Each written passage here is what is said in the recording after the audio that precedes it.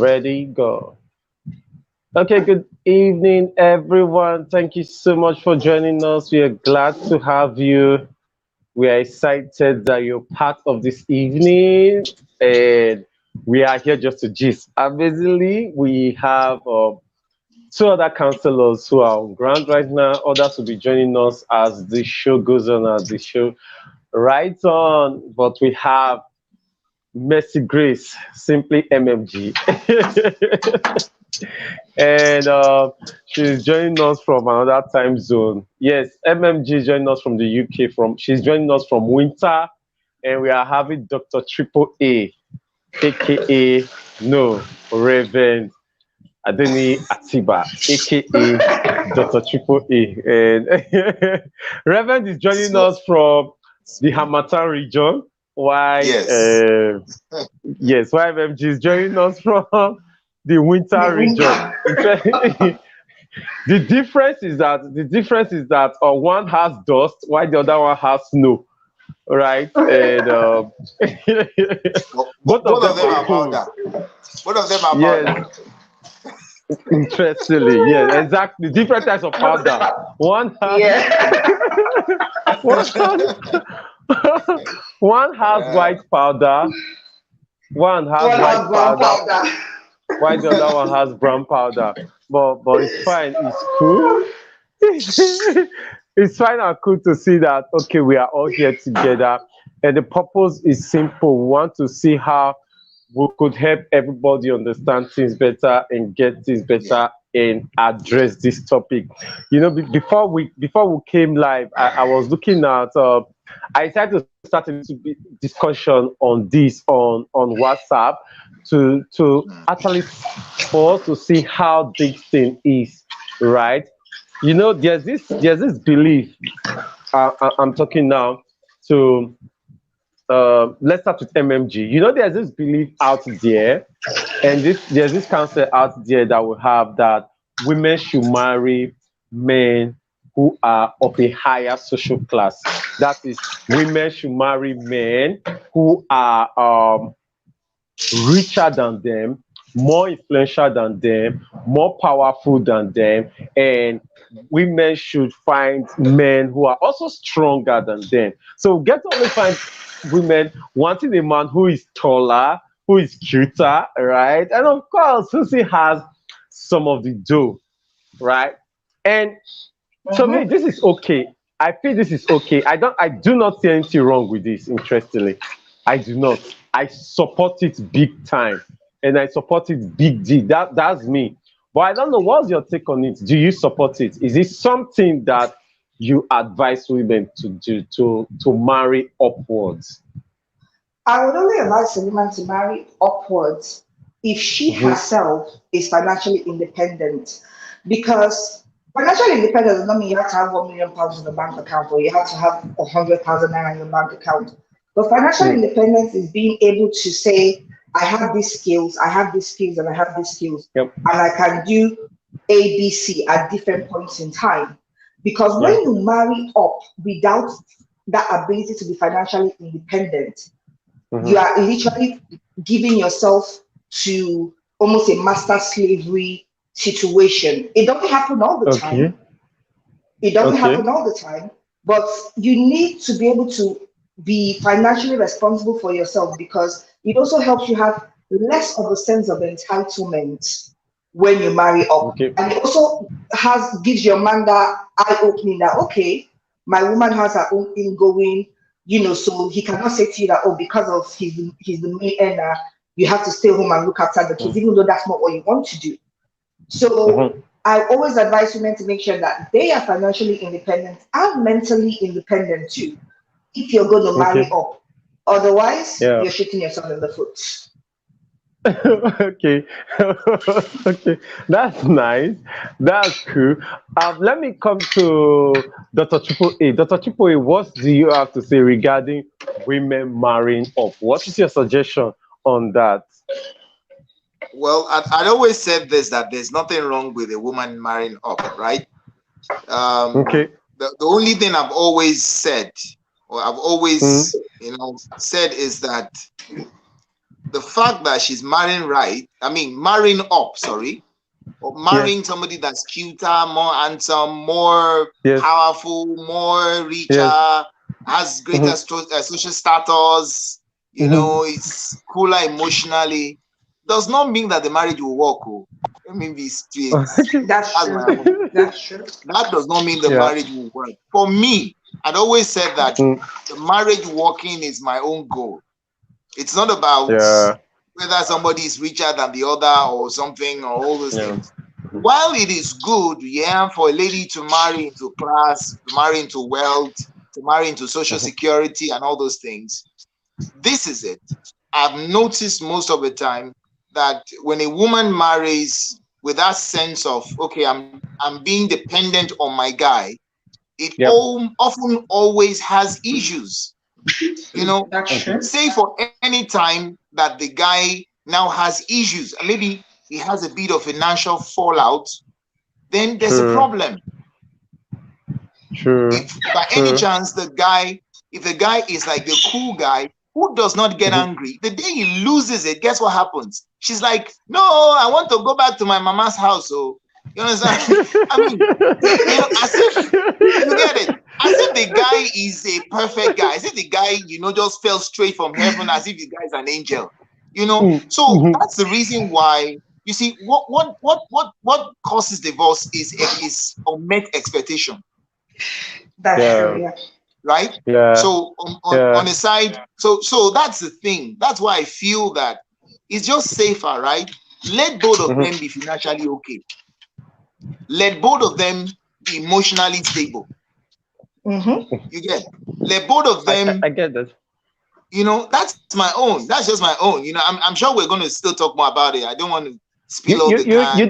The thing about it is that I've had attacks on this particular matter, and it's okay for everyone not to agree with me, but I am still that old school traditional person, and I want people to understand it this way. I'm still that old school traditional person that believes that a woman should be a stay-at-home mom, right? And the man should be the one going out there to work. The way I see it from that perspective is something simple, because now I'll be coming to Teacher Ada, who is also joining us from the winter region. Where's Apostle? Welcome. I thought I saw Apostle where I go. So, because I'm going to come to Teacher Ada. Yeah. Right? You want to say something, Ada? Yeah, I said I couldn't get my. I'm so sorry. I had to bring my entire family in place of Apostle here. I couldn't get a minder, so I just had to mind my business myself.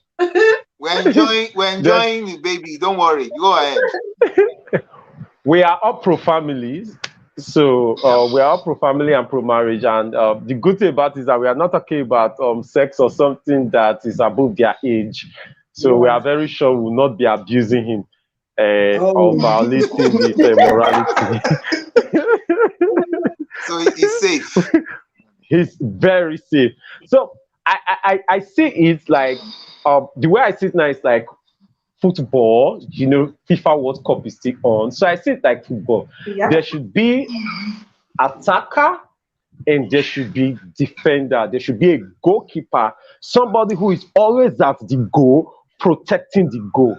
And I see the home and I see the family as a goal post. And I see the wife and I see a wife and I see a mom as a goalkeeper, a permanent defender who is at home protecting our interests, who is at home ensuring that our interest is preserved. So when I see a man and a woman walking outside the house, I feel it exposes the home to too much danger.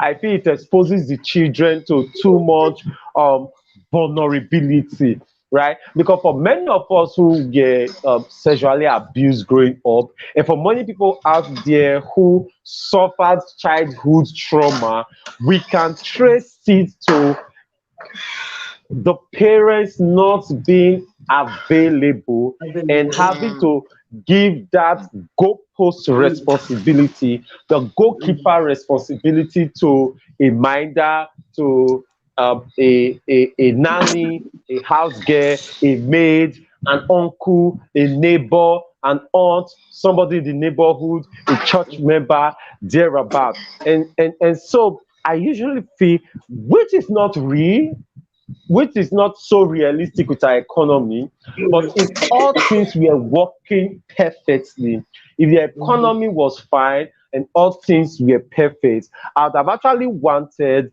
my wife to be more or less like a stay-at-home mom. Well, interestingly, she's almost a stay-at-home mom because she has a crèche, and her crèche is actually in another apartment in the same compound. Yeah. So so technically she's almost like a stay-at-home mom, although she has a business, which is the independence thing that MMG was talking about, having some financial independence. Dr. Triple A also mentioned something like that, you having your own strength. So Teacher Ada, let me ask you, what is your take regarding that, first of all, because we are looking at the social cultural, social biological perspective of women having to marry a higher class, having to marry upward, and the rest. How do you see it? How do you see that traditional perspective? Now, before you answer the question, I want you to look at it again. There's this argument that's rising right now in the US and the rest, that one of the ways people at the is it right wing now, or rather left wing, they are destroying the family.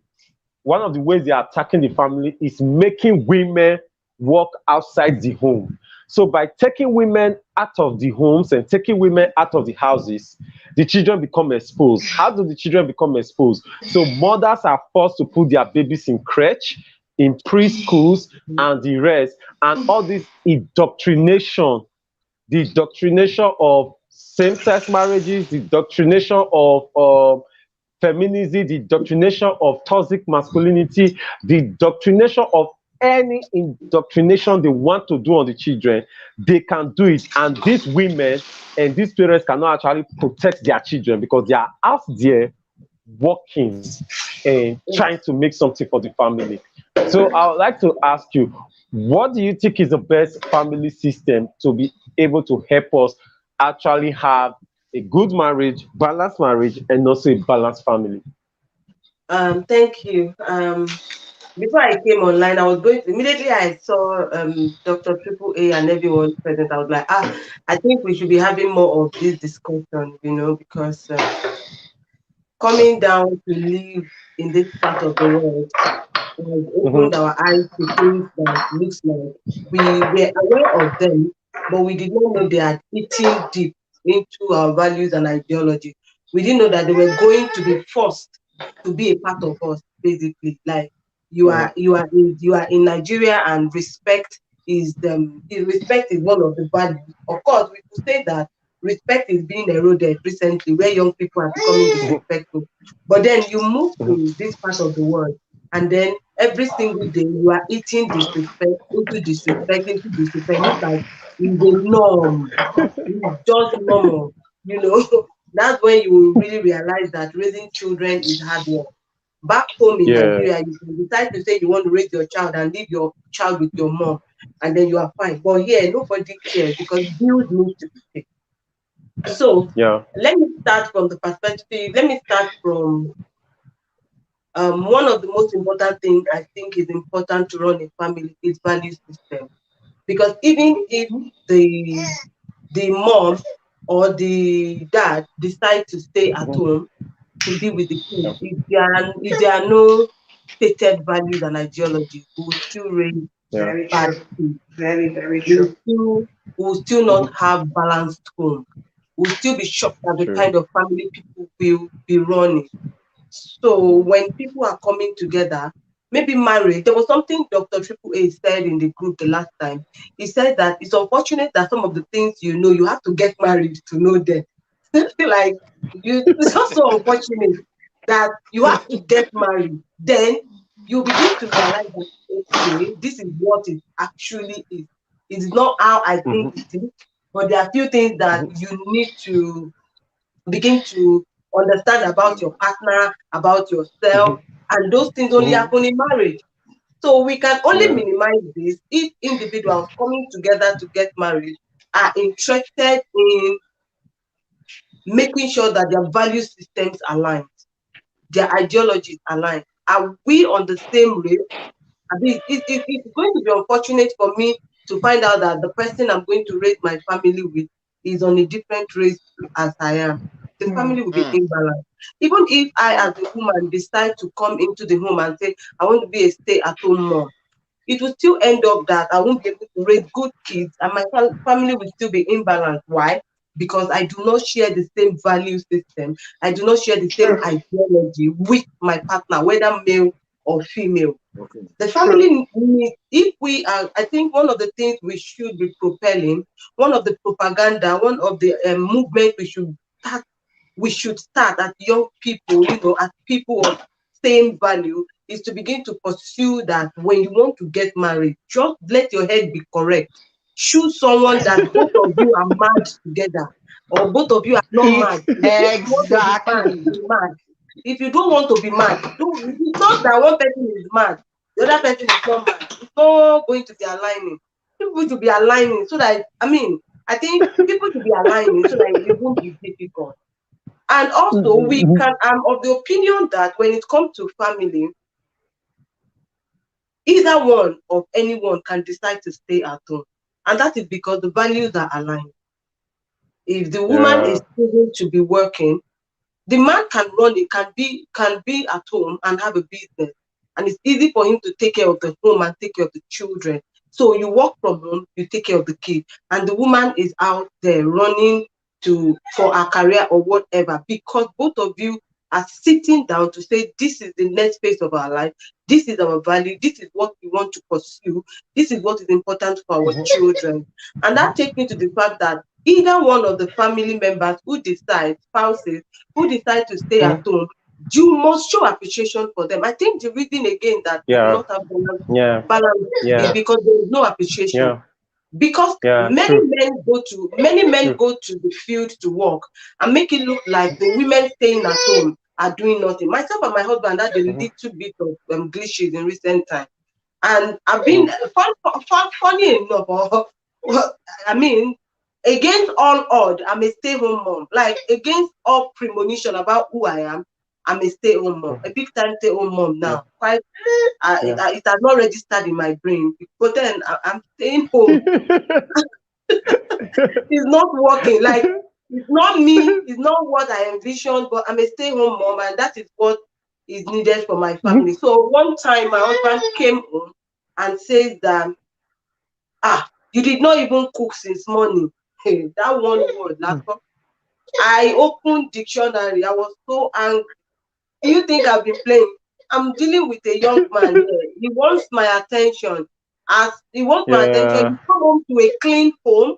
You come home to a blessed home. I pray for you.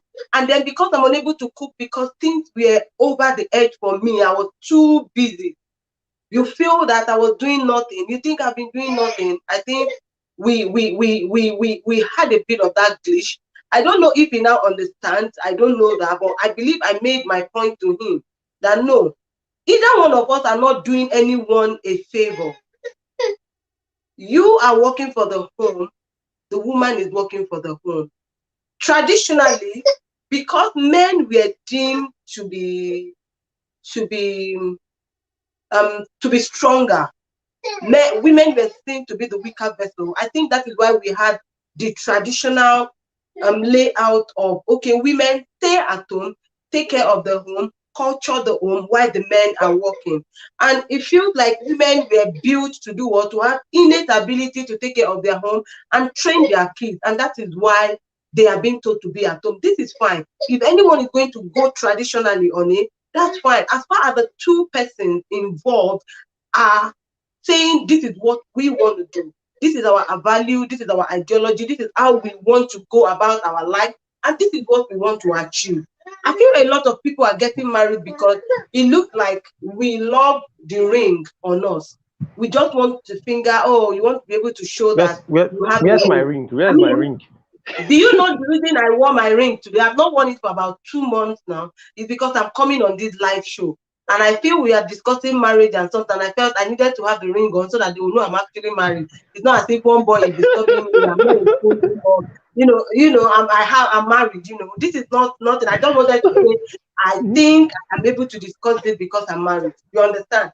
So on that note, it's two people coming together. The family, I believe, is different. Is of. I'm sorry, I'm going to go off cam because my young man seems to want something. Okay. So that's fine. Right on. It's quite unfortunate that people come together because they feel they want what they want for their life is to be able to say, I am Mrs. So. I am Mrs. So they do not have plan. They do not have what they want to achieve. They do not have anything at all set out. I have what I want to achieve for a family. I say it daily. I said, I want to raise how many kids God is going to give me. I want to raise lovely kids, God-fearing kids. I have a plan. And I believe my husband also aligns with that plan with me because that is why we are running to make sure that our kids are doing, exceptionally well. So anyone, especially when you come to this western part of the world, men are doing exceptionally well raising their kids. I mean, I've come to this part of the world and I've seen men who are stay-home dads and they are doing professionally, emotionally, psychologically, even better than women. Like they are so interestingly, they are doing more than women will do. Okay, and now coming back to the fact that I feel again that, or I'm beginning to realize, I'm beginning to feel again that life is choice, though. Life is choice, though. If a woman decides that she doesn't want to get married, I'm not about to preach to her to get married. If a man feels I don't want to get married, I'm not about to preach to him to get. It's none of my business. So it's a serious thing. Do you, as far as you are not on my way, and I'm not on your way. Do what blesses you. You understand? So let me end it here by saying that because I think myself, I wanted to delve into the idea of marrying up. But then let me just wait first and come back to this before and go back to you before I come back to this idea of marrying up because my mouth is crashing me to talk about this marrying up and about my own idea on it. But let me finish this family question by saying that individual families should have their individual need, individual wants, individual ideology, individual value system that just like Atiba said. Yes, according to their belief system. Yes. But I feel that the standard is that at least a parent must be home at one time or the other to take care of the kids. This cannot be shelved. If you see what is happening to kids these days, you had better be home with your children. You don't want to come home one day and your son will tell you, I think I'm gay. I think I'm not a boy. I think I'm Jesus, blood of Jesus. Holy Ghost fire. Okay, that's fine. Thank you so much for doing that. When you're talking about men who are doing amazing things with taking care of children, I think MMG on her Facebook, she has been sharing about her guy and how he gets to take care of relatives and the kids of relatives and the kids of friends, right? And for someone like me, several years ago, maybe 2005 thereabout, I planned and I said I was going to be a stay-at-home dad. It did not make sense. It was not the norm at that particular time. But I just felt I wanted to be a stay-at-home dad. That was more or less like my wiring. That's why I'm very close to my son, Akon, and also getting to be one of the most preferred parents for Keyland, right? We know there's no bias. You don't love one kid more than the other, but we know one kid can decide to stick to you more than the other. Right? Some kids may be so clinging and what in Nigeria we call gum body than other kids. So let's see, coming to, we've talked about homes generally, marriage generally, and we've talked about how value system affects all of this. Straight to the point right now. And let me start with MMG, then before I come to Dr. Triple A. MMG, unmute yourself, please. What do you think? Let's start with this. Do you think it is wrong for a lady to choose to marry a guy who she's richer than? To be honest, no, I don't think it's wrong. What I think the problem usually aligns in that aspect is find out, like Dr. Triple A said, do you share the same morals and values? From the very beginning, when I started dating Luke, I told him that I have millionaire goals, I have millionaire professors upon my life, I intend to travel the world. He was like, okay, I have no problem with that. Well, what will happen to our kids? I said, that is why we'll have the highest paid nanny. He said, okay, I would like to tag along now and again on your business trips. I said, you're welcome to. So from the very beginning, I told him, this is where I'm going. This is the nature of where I'm moving to. I'm one person that, because of I witnessed it firsthand with my mom and with a family friend, that I don't believe in stay-at-home moms. Because if you say you want to be a stay-at-home mom without any skill, you'll be so screwed if, God forbid, something happens to your finances as a couple, or something like illness or death happens. Death happened to mine, death happened to another person's own. And what happened was, my auntie became so dependent on my mom and helped people up till her children were finishing university. Like, she could not manage any business you gave her. She could not take a business and multiply it, triple it, and use it to make it big. Someone like my mom was very independent before she met my dad, because of the way her parents raised her. But my dad was very, I think it's a thing with Edo men where they like this stay-at-home notion, blah, blah, blah, especially rich Edo men that are comfortable. Let me add that addendum. So my dad frustrated a lot of my mom's plans for being her independent. Knowing how my mom is, that was just not possible. After my dad passed away, my mom was an island for years. She tried going back to selling things. It worked for a bit and she was just floating, and she was so bitter and angry because of the opportunity she wanted to take to use that my dad denied her of doing so. And fortunately, she clicked into cleaning. And today she has a flourishing cleaning business that she's employing people to do for her. Now, the difference between my aunt and my mom is my mom was way independent before she entered the marriage. Financially, she had that mental strength of her own money. I remember there was a time when my dad financially, he something, I can't remember what exactly happened to his business. Then he now had a car accident. My mom's Coca-Cola business is what was paying our school fees, paying our house rent, and paying all the bills. She was working from home then. When my father got better, he told her to close down the business because he was intimidated by it. So, but let me ask, sorry to interrupt you. Sorry to interrupt you here. Okay. I want us to see, thank God you have two great stories, right? That of your mom and that of your aunt to share with us, right? And now I'm looking at a single lady out there who likes we're talking about marrying up, right? So, but right now I'm seeing a single lady out there who likes a guy, but she earns more than the guy. She's richer than the guy. If you even look at their career path,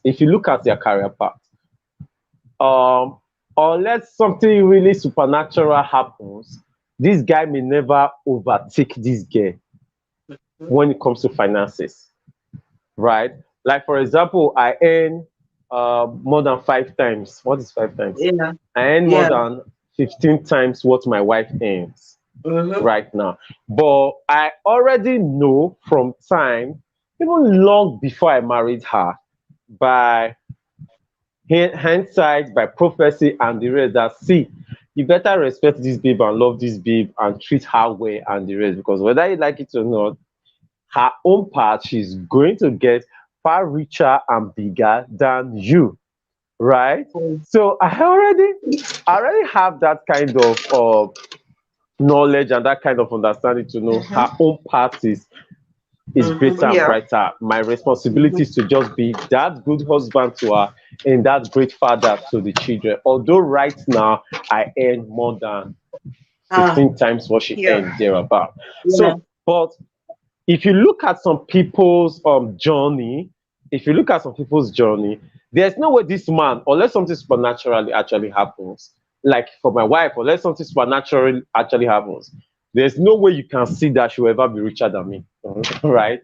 I'm a lawyer who is growing my profession. I'm a professional therapist, and my career is going far faster than hers and the rest, right? So for such a lady, right? Two things for such a lady. I want to ask you, for such a lady, do you advise her to continue to marry that man? And what are the things you want her to take into consideration? Like a lady who knows that she's richer than her man right now and she will always be richer for life. Should she marry that man? If yes, what are the things she should take into consideration? Then, not just that. Okay. I'm with you, please. Yes, she should. And like I said, the thing she should take into consideration is, first of all, having the conversation from the beginning. And not just having a conversation from the beginning, because sometimes people can say one thing and do something different. True. So you have to look at their patterns. You have to look at their life. Look at their patterns. You know, sometimes you sit down and just gist with their friends, and you hear stories about things they did when they were younger and blah blah blah, and you'll be able to pick up things. You know, always have it in the back of your mind that, see, I do not know this guy the way I think I do. Because the moment you think you know, you will close yourself up to expanding yourself and knowing more about, the person. The another thing I would say is, do not be concerned about things like his body count, quote and unquote. That is not important to the equation of things. It is, what are his values? Is it someone that believes in polygamy? That is number one. Is it someone that believes in faithfulness? Is it someone that believes in loyalty? Is it someone that believes that, if he borrows money from you, he needs to return it? Because you see that little thing there, it will seem like it's not a big deal. It shows whether he has a sense of entitlement or not. In fact, I'm of the opinion not to marry.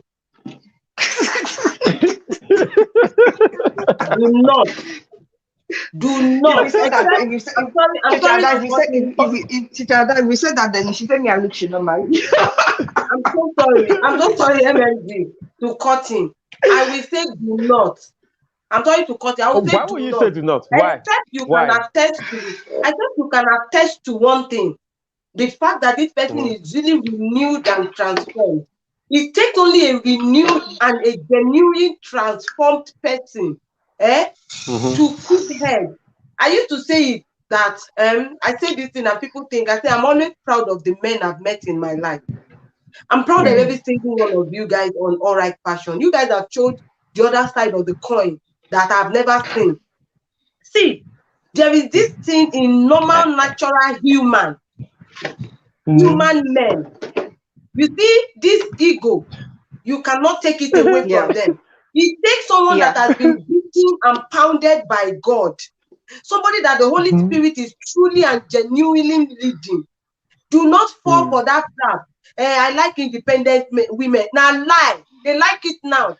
When they see independent, they are going to run you down. For me, if you are a rich woman and God has blessed you, my sister in the Lord, let the man be at least an inch higher. Whether in emotions, whether in mental capacity, whether he must not be a little higher, because here's the thing, Teacher Ada, is that there are still situations where even with the person being an inch higher, it comes back down to the values, the principles, because we see where rich people have bitter divorces. Why? It comes down to the fact that changed and nobody had a conversation about it. Yeah. And yet they were all on the same level. Look at Melinda Gates and Bill Gates. At first, she was fine with him going to spend weekends with his ex-girlfriend. She was fine with it. But we don't know the in and outs of what led to the divorce. But we don't even know what that woman was doing. Nobody had exactly. So, but the thing is, from the very beginning, she accepted it. So even people on the same level, if you don't keep having those ongoing conversations when you think things are changing, dynamics are changing, principles. It's like you said, when you came to the UK, your dynamics changed. You're now a stay-at-home mom, husband is the one way to work, and then he says something such as, "Oh, you know what, Jimmy, do you know they?" Someone like you want to even make sure that sort of question doesn't repeat itself again. You book yourself a girl spa weekend. You leave him alone with the baby for a whole 24 hours. One whole 24 hours, and then the conversation sinks in. So you know that, okay, this new dynamics that has changed, it's sunk in. We'll not have a repeated conversation about it. So what happens is, if you are not having the conversations as the dynamics is changing, you will end up having problems. No matter the amount of money you have in the world. My sister, no matter whether he's richer than you or you're richer than... Sis, my sister, so ever since Dr. Triple A, Dr. Triple A said something, and I am holding on to it. Teacher Ada brought in the Benin part of her grandmother. Sis, Dr. Triple A said something. He said, unfortunately, and I wrote it down on my wall. I copied that thing. And I wrote it. I said, unfortunately. So that means they don't celebrate birthdays. And unfortunately, there are some dynamics that we never see after all the discussion. They only come out when you people have lived together. It's not because they are it's not because these men or we as women are changing. No. It is not because something is wrong with us. It's not because they want to lie to you. It's just that marriage brings out a part of us that we did not know that we have. Yeah. See, let me say, oh Jesus, it is well. I greet those who have gone 10 years ahead of us. I greet you people. I guess this is where I have the advantage is the fact that Luke and I currently live together, and we've lived together now for almost 2 years. So that has helped us.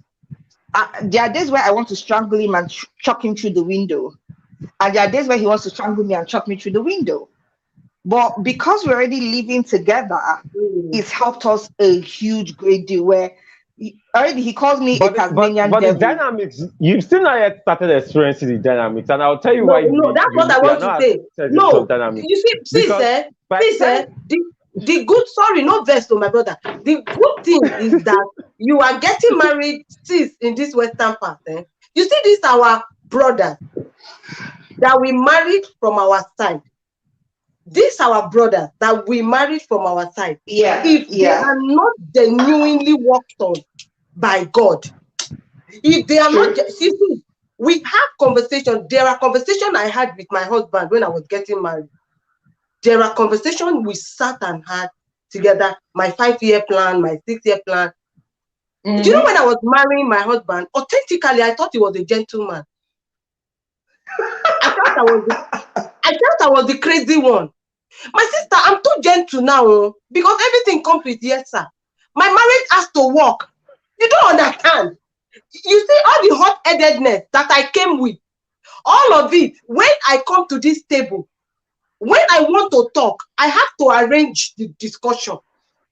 Yeah, same here. Same here. It's not because my husband does not love me, or because my husband does not understand me, but the dynamics of marriage brings the fact that someone is on. It's just necessary. Somebody is the head of the family. We had that conversation where we thought that no one is the head. We are partners. We are this. Are you serious? Yes, are you serious? I think Dr. Triple A wants to come on. Dr. Triple A wants to come in. I want to jump in now. I've been listening and laughing and almost falling on my chair since. I want to come in and support my sister. You know, you see, let me tell you the truth. I've come to it was like they poured cold water on my face, but I've come to a reality, and it's the truth. After 12 years, I'm telling you from observation and data that I discovered that the day you put the ring on one another's hand is the day you started your marriage. You see all those you're dating and courting, chunk it out of the window. It does not work until you are married. Though. Wait, you see all those discussions that come when children come in. You understand? You see all those discussions that you had before. It is now the integrity of the two of you that will make those discussions work. Exactly. Yeah. The fact that both of you are really people of integrity, and you really you are committed to executing that plan. If one of you decides not to go along with that gentleman's agreement, there will be problems. So that's number one. So you understand? So we need to understand that look, that's the reason why, for me, you see, like I said, it's not about the issue of the money alone. Yes, it's okay. Honestly, I want to be very rich so that I can take care of my family and undo my business. When I mean undo my business, I want to be a giver. I want to be a blessing to the world. I don't want to be a burden to anybody. That's why I want to be rich. Okay? I'm also in ministry. I want to be able to do ministry effortlessly. I don't want to have to look at somebody's hand before I do ministry. But let me tell you this. If my wife is richer than me, for me, I'm not worried. It's not, my own is God bless me so that I can fulfill my own end of the bargain. I can do my stuff. Do you understand? Now, recently we started having some discussions. I just said, you know what? Because I'm also of the point that women must be empowered. I believe strongly. See, I come from a family where I am the firstborn and the only son. I have 4 sisters after me. Every single one of them, on the day they get wedded, I sit them down early in the morning, and my conversation is very simple. Auntie, make sure you are going into this marriage with a mind that you are going to be wealthy, so that you will not depend on your husband. I don't mince words when I'm saying it. I don't want you to go and become a burden to your husband. I don't want a situation where your husband will think because he has more money than you, then you are at his mercy. You are now at his beck and call. Now he can just do anything he wants with you and all that. When you have money, you will have a voice in your home. There's a difference between a woman that has money. You see, this issue of submission, this issue of submission is another discussion. You are truly now saying that you want to submit. It's only when you have money and power. That's when we are talking submission. No? Exactly. You can't come and be saying that you want it. Do you understand? You say you want to submit and you don't have money like your husband. You don't have power. You don't have influence. You're not a boss lady and you are talking submission. I beg, leave that one. You are not talking. You are not qualified. You are only qualified to talk. Honestly, you are only qualified to talk submission when you are powerful on your own. You have money. You have power. You are a boss lady. You are commanding people. When you speak outside, people are shaking. And then you now come to your house and your husband says, sit down. And hey, now we are talking submission. You want to travel to France. You want to travel to France in your private jet. And your husband is saying, don't go. And hey, now we are talking submission. Because you can go anytime you want. That's why we're talking submission now. So that is the reason why, see, I'm always for the ladies. I want them to be okay. I want them to be fine. I'll be very sincere with you. One day I had a discussion with my wife. It was a very, very sober discussion. And I want to share this. I told her at that time, and I was very sincere. I said at that point in time, I just felt like, I felt I was scared. I said, if anything happened to me at that time, I told her bluntly, I said, look, I'm not sure you will be able to handle it financially at that time. This was some years ago. And I told her, I said, look, you know what? Let's work together. I need you to be financially okay, so that if anything happens, and she was like, no, nothing will happen to. I said, yes, me too. I'm not praying anything should happen to me. I'm just being realistic. I'm just being sincere. God forbid bad thing. If God said, what will happen to you and the kids? That's what I'm concerned about. We need to sort you out financially. And I'm glad to say, to the glory of God, that has changed significantly now. She's stronger. She's more financially, stable. Now she's running her own business. We're having a discussion, Barrister. All right, I said we're talking, and he was asking about my wife. I said, she's busy, and I'm serious. She's busy all over the place. She branded this. Look at her job. Even the one I'm wearing, she's the one that made it. Do you understand? She's all over the place now, printing, doing stuff, and doing all those things. I'm proud of her. I can honestly say I'm proud of her. And that is what I want for every sister all over the world. You see, you're working into a relationship. You should be balanced. Dr. Triple A, let me say that the reason you were able, and I'm proud of that. That's why I said I'm proud of every single one who is on All Right Passion, because I've seen men, and I know that you guys, the way you push for your women, you make it beautiful, and I'm proud of that, sincerely. Every single place I get to, I say, you see the All Right Passion men. No, I take no prisoner when I say that. No, these people are beautiful people. It was okay for you to do that because, of course, you were a step ahead of her. The dynamism of family in an African state makes it that no matter what, when you come into the family system, your husband will be the head. I don't want to know the kind of conversation you have had about the head, but if you are a Christian, you as a woman must come to a place of total submission to your husband when you come into.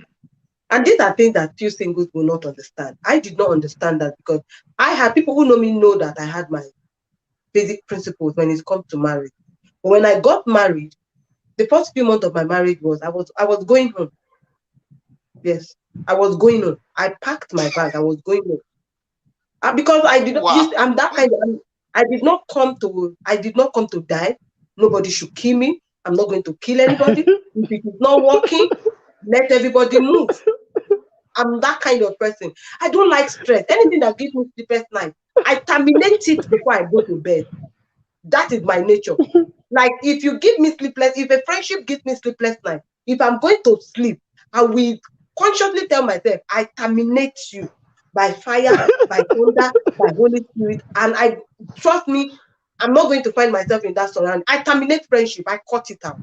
But when I came into marriage, my first few years, let me say that I was financially buoyant more than my husband, at the start. And we had a lot of issues.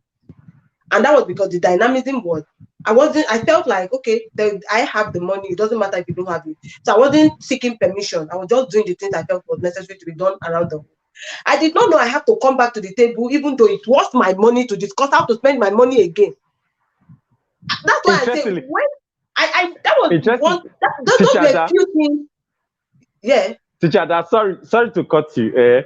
Sorry to cut you here. You know, this thing that you just said, that you just mentioned, because I'm writing down and I wasn't checking the computer, I'm switching back, is the same problem men have. You know, because you feel you're rich, or because you feel you're the one who did the work, you're the one who earned this money, so you feel you can spend this money without having to bring it back to the table to discuss with your wife. So you just feel you can dash any person, rather, okay, dash is Nigeria English. You can give any person any money you want to give. You can buy anything you want to buy. You can make any decision because you are the one. So men also affect it. Yeah, when you come to food at home, I would just tell I had a help at that time. I would just tell the help, go to the market, do this, just buy. For me, as a woman, I was covering for my husband. That was what I was doing, because I didn't want my help to know that, okay, I was covering up when it comes to finances. So one of the things I was doing basically was, I would just, okay, do the little my husband gives, I would, top it up and tell her, okay, daddy gave us, so yeah, take it to the market, go and do this. But then we were having I just want to ask a quick question to Chada. Why were you doing that? Why did you feel the need to do the cover up? Thank you. Because again, when you are married, we cover each other. We don't leave another to shame. No. Let me. The question I'm asking is the why. The why. He's my husband. We are one. If he's ashamed, I'm ashamed. If I'm ashamed, he's ashamed. That is what my. Wait, let's get it clear. Teacher, let's get it clear. If I'm understanding Grace's question, if I'm understanding MNG's question, right? We need food in this house. We need food in our house, right? Yeah. Why should this is my answer to MMG, right? Teacher Da is making reference to a particular cultural orientation. The particular Nigeria, Africa cultural orientation. That's what we said. Now we said we are grateful that you are in the West. let me break it down. What it literally means is that for a traditional African home, or we'll say for a traditional Nigeria home, it is expected for the man to fund the home. Right? That is the expectation. That's the expectation. Required, customary expectation, traditional expectation. So when a man is unable to do that, when a man does not do that, let's even remove the word unable and let's use the word does not.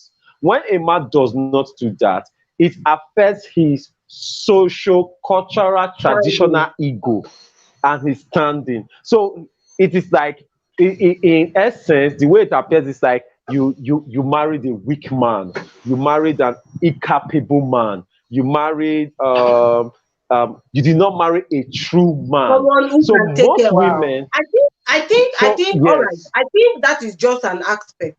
I think in marriage, what I have come to learn is that two people are working together.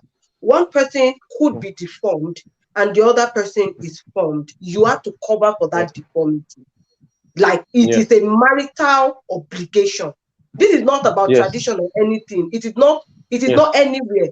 If my husband cannot carry his hand, sorry, can I quickly support that point? I want to support you, Teacher Da. I want to support you there. I just want to come in quickly there. You ever seen the Chinese yin and yang before? Yeah. The Chinese yin and yang. Have you ever seen it before? There are two it's a circle, right? Yes. There's white and there's black. Have you noticed that they fit perfectly into one another? That is the husband and the wife in a marriage.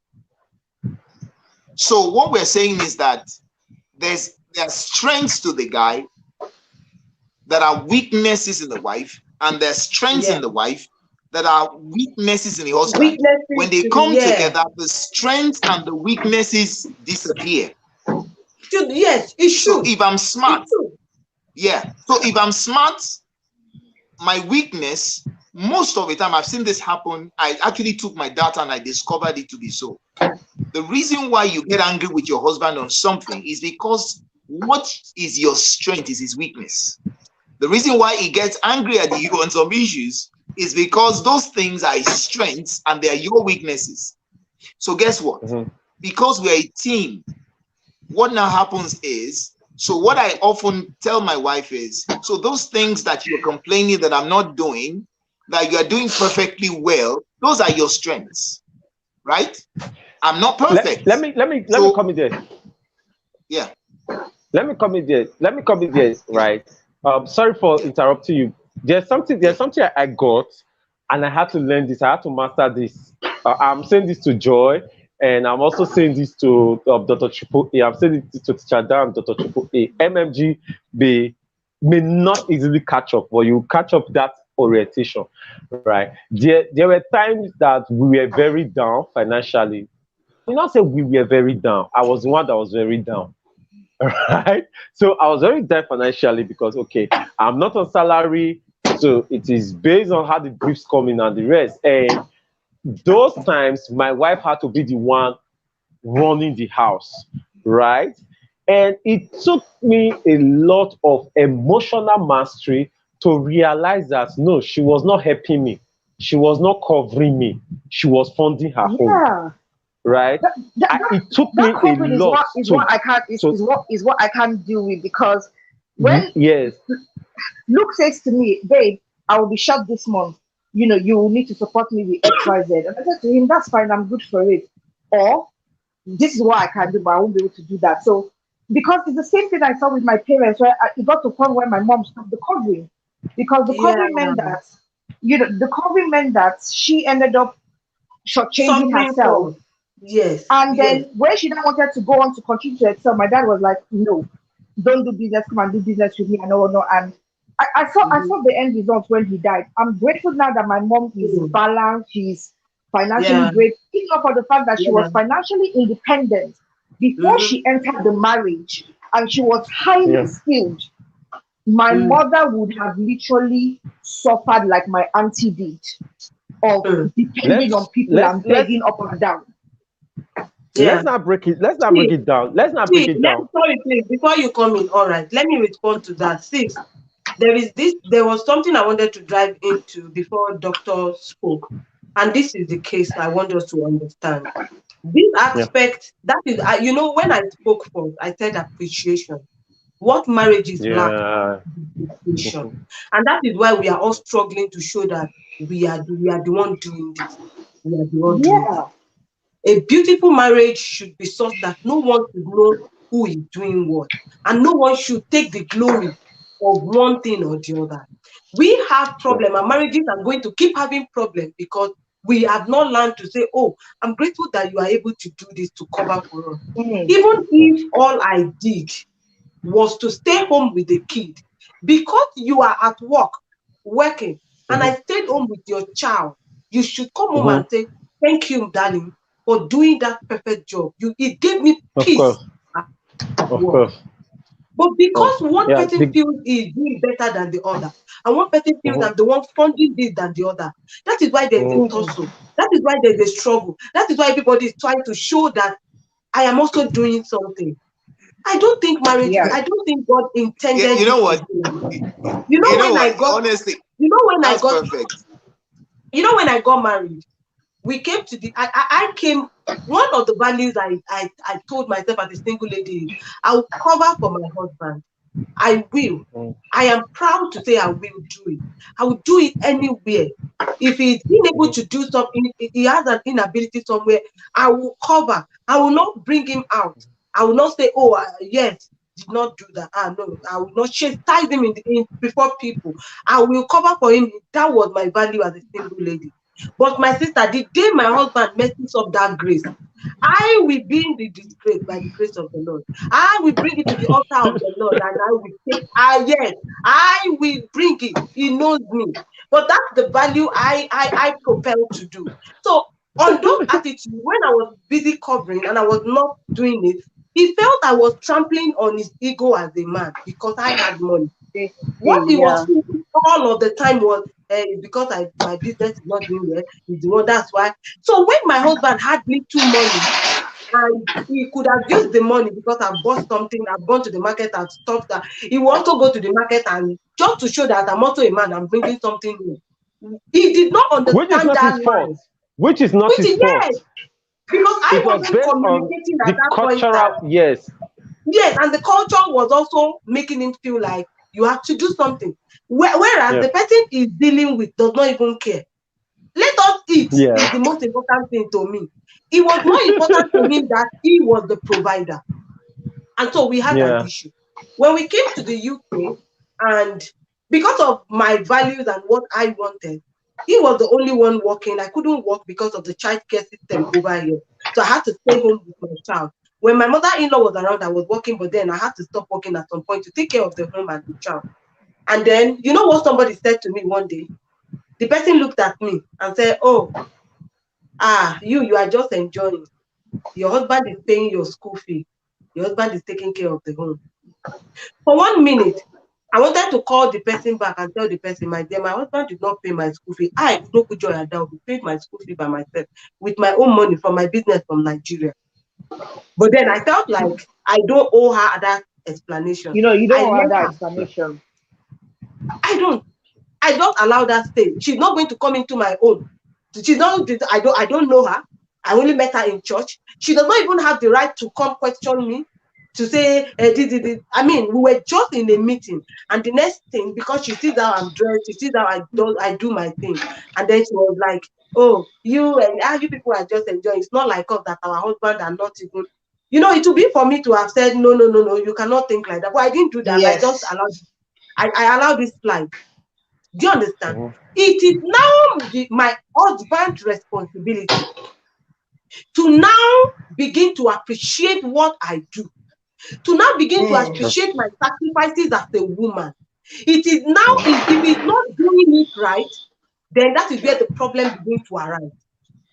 Yeah. Where he is supposed to be doing, oh, thank you for the honor, thank you for this. I don't owe anybody outside. It's our marriage. It's not 3 people, it's 2 people. Yeah. It is own duty to now show me love, show me care. It is own duty to show me the attention needed, because he knows far beyond what people are seeing outside, I am doing more. Okay. The friction will now begin. The friction will begin if he doesn't do that. Now, it takes me back to that question. Sorry, because I don't want us to lose the track of the question we started with, which is marrying up. And this is not about empowering women. Marrying up, the question stays. I like us to stay on that question. The question is, you are well to do, and there is a guy who is not up to you in standard. Should you marry him? Me, Udokujoy Adaobi, I'm of the opinion that you should not marry him. If he's not ready to be, at least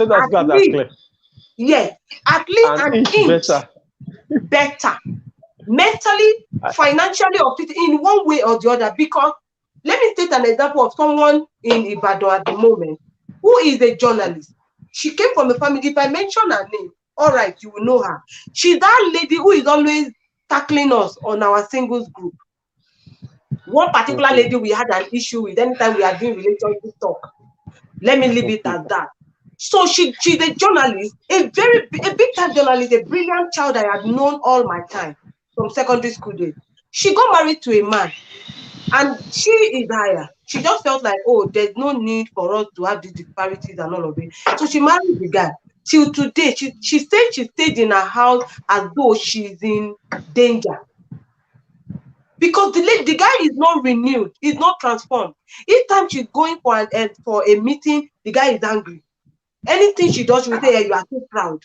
The guy is trying to beat her down emotionally, psychologically, so she doesn't, so that she can succumb in every sense, and that's not it. So if you manage to have a conversation with him before she married him, my sister, now, sometimes we think we know. You just come and then realize you don't know. You see, may the Lord help us and open our eyes of understanding. Because you see this marriage thing, it needs a course from people. I mean, I don't even know. It looks like God needs to open a course from heaven and say 25 special ways. Let me get to Dr. Triple A. Let me get to Dr. Triple A to contribute on something. On the last question that I asked, MMG said yes, and Teacher Ada said no, right? I'm switching phone, please. Okay, no problem. Just come up and I will see at the back. Now, MMG said yes, Teacher Ada said no. And if you look at their yes, and the reason for their yes and the reason for their no, you notice something, Dr. Triple A, that it is based on their sociocultural intelligence, right? So MMG is using her locality, the social behavior of her locality, of the people in her locality, to make that decision all right, no, not that though. It's actually the way my dad raised me. My dad raised us very Western. Okay. We didn't used to do cis bro in our house. That was foreign to me until I joined Nigeria Facebook. Okay. So that's great. And teacher, that brings a perspective, right? She brings a perspective of a cultural, religious, and there's a perspective she brought in that I decided to write down, which is very key that most people don't pay attention to, which is the biological, psychological wiring of a man, no matter his race, no matter his religion, right? Because this issue of is there any problem if she earns more, from my exposure and my readings and the rest, I want to discover that it's not an African problem. You know, most people No, usually it's say the not. African man. And like, no, it's not an African problem. If you study relationship and romance of different races and their own orientations, you discover that it is the same thing, right? So It's the a man question I want to problem. ask you now, yes, it is, you know something, I would not want to call it a man's problem. This is how I want to look at it. Every blessing, if not properly handled, if not balanced, can become a curse. Yeah. Every That's true. blessing, everything that is a curse out there, everything that is a curse out there, including all those are village traditions and the rest. You know those village traditions, they were not created to punish any person or to create any evil. It was for good. That's true. But That's because true. it was taken out of context, or it was not properly balanced, or because it outlived its relevance, it became a curse. So that man problem, if you take away that man problem away, most men cannot be masculine. In fact, what makes us true men is our ego and our pride. If you take away our Hmm. ego and you take away our pride, you have 60 males everywhere.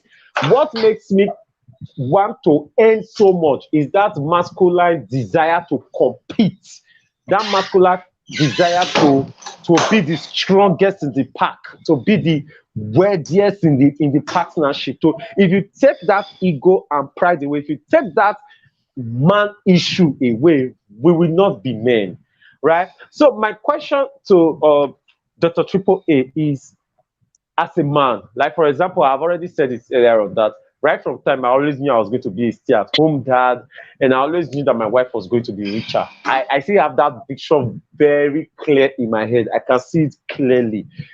Two sides of those pictures, right? Very clearly.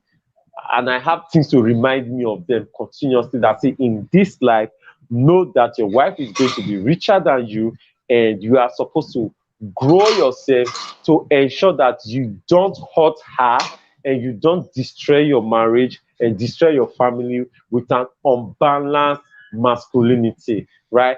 So MMG says yes, she does not see anything wrong with a woman marrying a man, with a woman marrying parallel or married downwards, right? She does not have an issue with a woman marrying parallel or married downwards.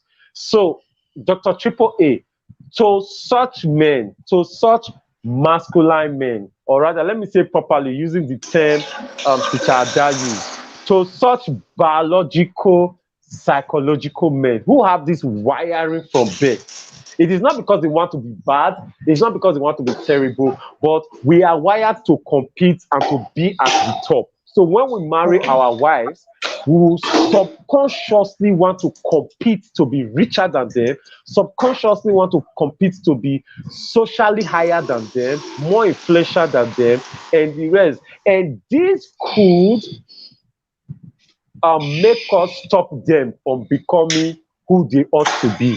So it could bring in envy and jealousy and make us stop our wives and prevent our wives from becoming as rich as they can be. Because we know if we allow them become as rich as they could, they'll be richer than us. It could make us want to restrict them from taking some promotions, from taking some jobs, because we know if they take that jobs and they climb the ladder and they climb up that career, they are going to become more powerful than us. So there are many men who are afraid of that, and they start the competition, not knowing that the competition is destroying their marriage. Like, I'm not supposed to compete with my wife. I'm supposed to compete with men and women out there, not internally. I'm not supposed to compete internally. I'm supposed to compete externally. So for such a man who is right now dating a woman that will be richer, more influential, more powerful, or who is right now dating a woman who, as of today, is already higher than him, that biological, that psychological default man, what would be your advice to him? Okay. All right. So there are many things that are running through my mind. I'm going to touch them quickly. Number one, let me start with the disruption. If a man is not able to provide for his family, does that make him the tail of the family or still the head of the family? Okay, let me rephrase that question. Is a man's headship of the family based on how much he provides? Exactly. I don't think so. I think we can answer that question by saying, what are the characteristics given? Yes. Is it financially or biblically, given socio-culturally, given in all aspects about being the head? And if we were to go that way, we are going to spend the whole night discussing. Because I'm going to tell you. We both agree that the scripture agrees that one thing that makes you the head is that you are a provider. What if I told you that for me, I checked the Bible.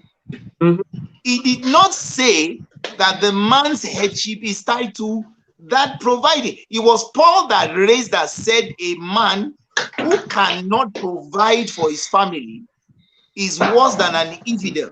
It was still Saint Paul that was describing division as dividing family as a state of division. And if we look at it, one of the division that was given for headship was that if that the man submits to God and then the woman submits to the man. And then going downward, talk about provision, because that is what makes you or stabilizes you as the head. Now, I am not of the opinion that if you cannot do that. No. I'm not of the opinion that I checked this. I am not of the opinion. No. I'm not of the opinion that if you cannot do that, that makes you less. No, I'm not of that opinion. One. Socioculturally, to be a man means that you have to be a provider. In fact, the only thing that makes you a man as an African, the only thing that you're allowed to do as a man. You are talking the African culture. Yes, that's what I'm saying. I'm speaking from the scripture. It's not too African. And I'm trying to say it's not African. It's not African, right? Okay. But I'm trying to say to you that, look, let's get this thing. If we're going to talk about that, let me just, you know what? If we talk about this, we're going to drag it. Let me quickly just share my thoughts about this. Okay, so this is the first thing that changed my mind was when I read Proverbs 31. When I read Proverbs 31, it reframed my mindset. Okay. Why? Because if you read it in all the versions, and I intentionally took time to read all the versions, I now saw that if you see the role of that woman in that Proverbs 31, what she did to her family, you will see that, in fact, the man's success, in fact, the way he was perceived socially was because of her, his wife's wealth. And it was not that the man was not wealthy, but the woman's influence alone, that the fact that she was strong as a person, that gave a boost to the husband's status in public. Yeah. Do you understand what I'm saying? Yeah. So that changed things for me, because I saw, and this is, understand who wrote Proverbs 31. It was the story that King Lemuel, the Bible didn't say it was Solomon. It said Lemuel, his mother shared that with him. Right? So it was a lesson to learn. Now, let me quickly land, because I don't want to talk too much. It's the fact that, look, when I started asking myself, does the man's, yes, he should provide. So if his wife is earning more than him, it boosts his status. In fact, as far as I'm concerned, that is exactly what Proverbs 31 was saying. If your wife is rich, don't say carry go. Come on now. What are we saying here? You are the husband. What's your problem? You are the husband of the CEO. Do you know why you understand? Do you know why you understand that, sir? Yes. Do you know why you understand that, sir? Yeah. Because your mind is regenerated. No, I understand. And that's the reason why we're having this discussion. You see that Proverbs 31 is an exception. It's quite an exception, especially describing the fact that, trying to acknowledge the fact that in a standard situation, naturally, there could be a powerful woman. That does not obstruct, or that is not obstructing the position of the man as the head of the family. That is not also obstructing what the man is supposed to be doing. You are only acknowledging, sir, because you now understand that if my wife is the CEO, I'm the Okoga, like all right. Yes, now see what happened to the vice president of the US. Look at what happened to the vice president of the US.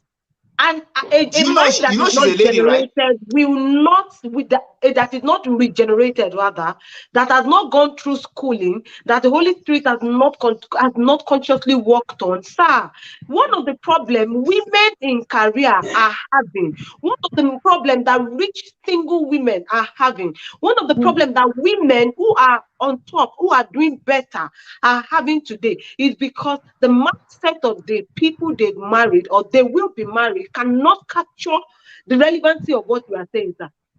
It takes the eyes that can see beyond the physical to understand that the fact that my wife is rich does not mean that I am a nobody. It means that we are rich. Oh wow, we are actually rich. It's for the family.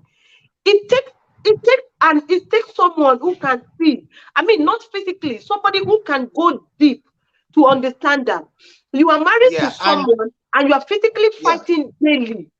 Do you know a lot of women out there cannot declare their earnings to their husband? Can I say this? Let me quickly come in and say that is exactly why we're having these discussions. You see, we will continue to have these discussions, and these gentlemen out there, because you heard what Barrister said, you heard what Earl said. He was saying that what you advise to a young man who is dating a lady who is earning more, and it's obvious all his life, if he gets married to her, she's going to be richer than him. How are you going to handle it, right? And that's what I'm saying. So on this instance now, we're now not even saying the lady should it's not the lady, we're saying the guy now. Yes, uncle, marry the lady. This is the issue. You must understand that your headship is not tied to your wealth. It is tied to your leadership. That's what I've learned. See, there are men who, when they come into your life, you will become wealthy as a woman. If you know what I'm talking about. I have several friends around me. Their wives were already doing their fiancé was already doing well than them financially. Let me tell you, you know why those ladies married them? They said that when those guys came into their life, they were the first people that accepted them that this girl is rich, but they were not intimidated, number one. Number two, they were the ones that now put structure to their lives that made them wealthy. So they said that I would. So those ladies said they are the only exception to these rules, sir. Do you understand? No, but that's what we are saying. We are trying to teach. We're trying to teach. Yes, we understand. We're now trying to say to the other men out there that look, the fact that the woman is wealthy and rich, let me tell you something, and I'll be sincere with you. I've come to accept. Look, I can say this with all sense of humility. I'm a highly intelligent person. I'm highly intelligent. But I've discovered that there are areas in my life that I'm also incredibly stupid. Everybody has that part of them. Do you understand? Now, guess what? In those areas, I have come to acknowledge that my wife is extremely intelligent in those areas more than me. When we first got married, there were those things. I would just feel like you are 100%, you are 360 degree. Now lie. Madam will say, Uncle, don't do this thing. I will say, no. What are you saying? And then and I would do. Then I will enter one chance. I will enter into trouble. And I learned by experience that when she's speaking in those areas, let me shut up. See, all my thinking shuts down immediately she's talking, because I have come to understand that she's a master in those areas. So this is the thing. There is no perfect. That's why, as a man, you must understand this. Your headship is not tied to money or wealth or all these things. It is tied to leadership. I advise the ladies, marry a guy who can lead you. Let us now look at leadership. Leadership means that somebody who has a vision, not just for you, but not for himself, because that's selfish thing. That's a selfish lifestyle. But he has a vision for you too. His future has you. You are in the picture of his future. So if a man has a woman in the picture of his future, guess what? He's going to work with her to take her along to that future. So women should marry a guy who is a leader naturally, somebody who is driving always for success for the people around him. He will see a guy who. That's why I say that he should marry a man who has a pattern. Let me come in there. Let me come in there too. You see this issue of money.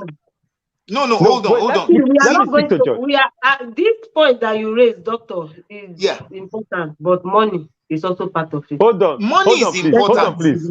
Hold on, please. Let me say something before I bring in Dr. Triple A to continue. And I want to say this to there are people Teacher that have leadership instinct and have money. Dr. Ada, let me say this to you. And have money. There are people that have good manners and have money. Let me say this to you, Teacher Ada. The blessing of the Lord maketh rich and added no sorrow. Right?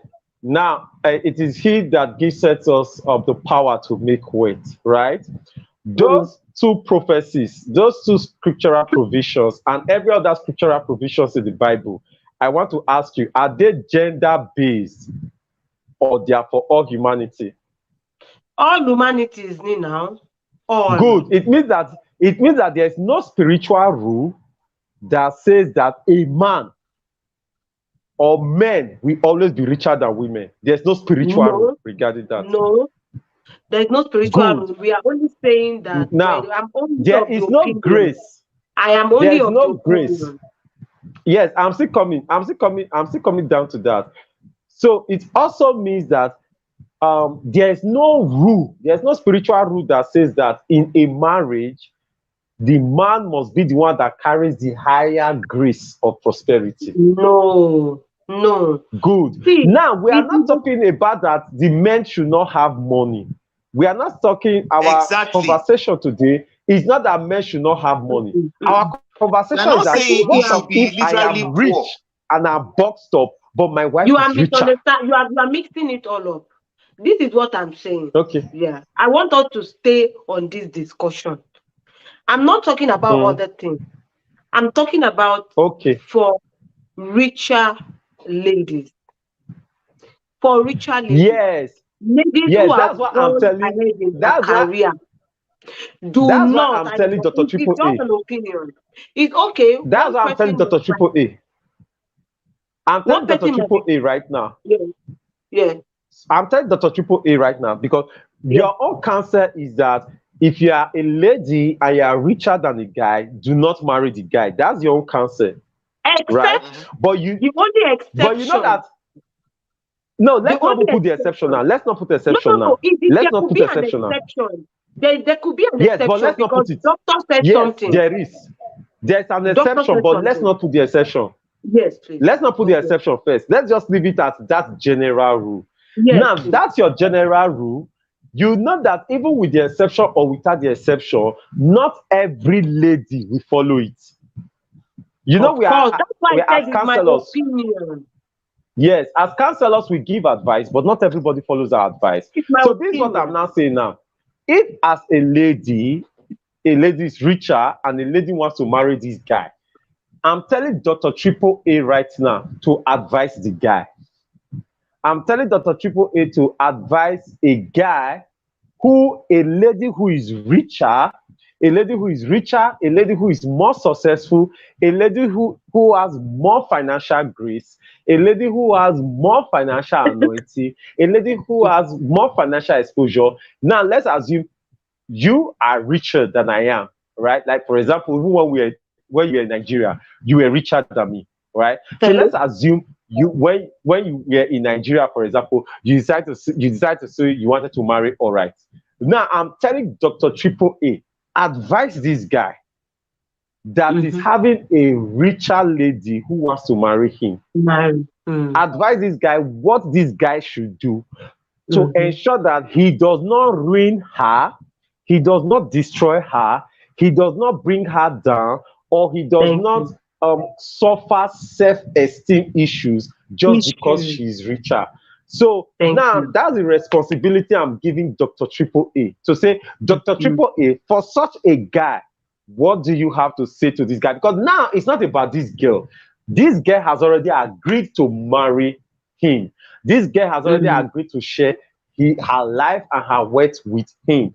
But sir, you can ruin this girl. You can ruin your marriage. You can destroy things. So I'm telling Dr. Triple A, for this kind of guy, because whether you like it or not, I'm in that position. I know that one day my wife is going to be richer than me. I know that one day she's going to be richer than me. So before that day comes, what are the things I need to know? What are the things I need to understand to ensure that I do not ruin her, I do not destroy her, and I do not destroy the marriage and the family we have? So we are not trying to juxtapose. Sorry, as if I know the meaning of juxtapose. Now we are not trying to talk about what should be or what should not be. We are talking about a situation, a reality right now, that out there we have guys who are dating girls that are richer than them. Their guy that is dating a girl that is richer, what should you take note? So that's the responsibility I'm giving to Dr. Atiba right now. So everything Dr. Atiba is going to be saying and everything Dr. Atiba will be saying is addressing that boy. Yes. So if you want to contribute, also contribute advising that guy what that guy should do to ensure that he does not ruin this girl and to ensure he does not destroy what they have just because he's trying to compete with his wife. So over to you, Dr. Triple A. All right. So thank you very much, Barrister. So, like I was saying, I was saying it, confidently, that if my wife is richer than me, and that's the thing, it's a feather to your cap. It's a feather. You see, I love my Igbo brothers. You know why? The Igbo guy will wear shorts. His wife will wear the richest, the most expensive wear. And she's walking in front, and the guy is, you guys, sorry, see my money, see what my money do. You see, he's pointing and saying, see, madam, they will buy the most expensive car, give it to their wives, and the guy will be riding Okada. I don't know whether you understand what I'm talking about. Yes, his pride is in the fact. Do you understand? Do you understand? His pride is in the fact that, see this woman. So I believe, honestly, that is the mentality. That's why I started with the fact that, look, it's not what makes you the head of the home is your leadership ability. Don't be intimidated by a woman's wealth. It's part of the resource to your family. She's an asset to your family. You guys are a team. That's why I was talking about the issue of the yin and the yang the other time, that you both complement one another. Both of you have strengths, you have skills, wealth is a strength. You have strength, you have weakness. Wealth is a strength now. A woman that can turn 2 naira to 1 million is a strength. Your own might be that you like to spend. She likes to make money. It's a strength. Oh, why are you angry? Abi, there's no problem there. You understand? I don't see any reason why I should be angry because somebody is making millions and I'm making hundreds of thousands. It doesn't change anything. We are a team. We're working together.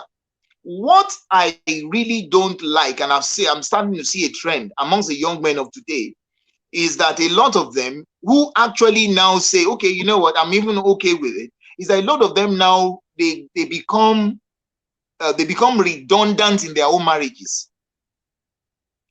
They refuse to now provide. When we mean provide, we are saying they don't want to contribute at all anymore. They say, let her be doing it. No.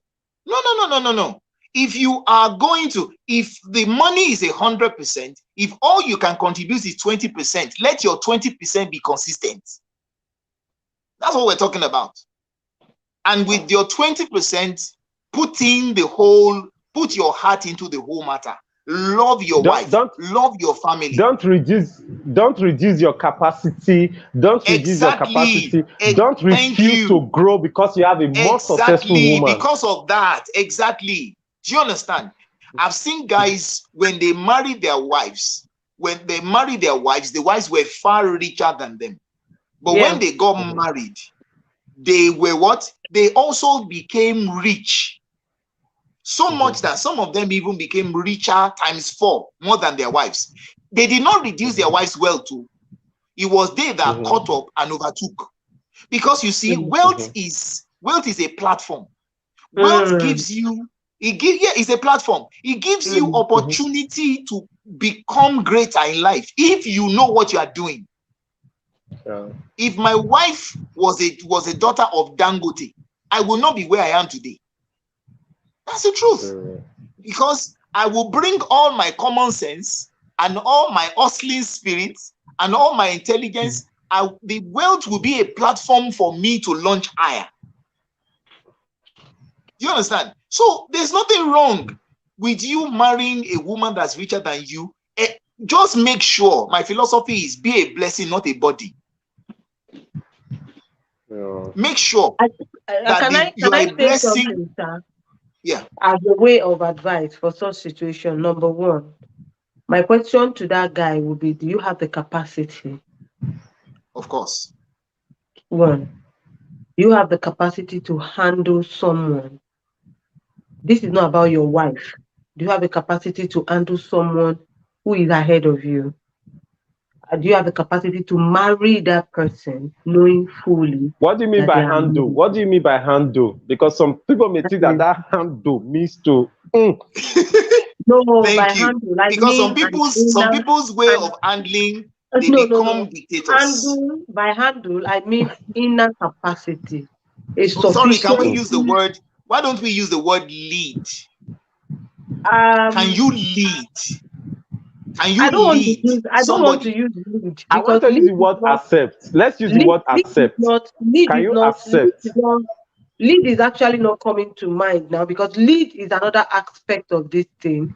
One, do you have a capacity? Because even as friends, sometimes our friends are richer than us. We cannot handle the fact that they are richer. You know, you just can't handle it. Your body, they pepper you every single time. When you see them, you will eat. You are jealous of them. Do you have the capacity? Sorry. The reason why I'm using that is because you know that we're talking about leading is another a relationship. To that. Leading is another aspect entirely. In fact, sir, Sherry, leading as a thing, when it comes to relationship and marriage, is not supposed to be merged. It is a whole structure for itself. And so if you do not have a capacity to handle a woman's success, you may not be able to accept a woman's success. Can you accept it? Thank you. That's the language I want to use. Can you accept that she's successful? Can you accept that she may be successful than you are? Hey, this is not just lip services. This is something that you must check within you. Are you going to be okay to wake up one day and there's paparazzi on your wife's faces, making sure that she's all over there, and maybe you are even at home, being the one, taking care of the home front while she's out there running things? Are you able to handle that and to accept that. That's one. Two, are you now able to lead such person without having an intention behind your mentality that women who are richer do not submit? Are you able to lead this kind of woman to a place of vision higher than you have met her? Like, are you going to be able to make it look like, oh, you moving forward is also one of my priority? Are you able to lead in that direction?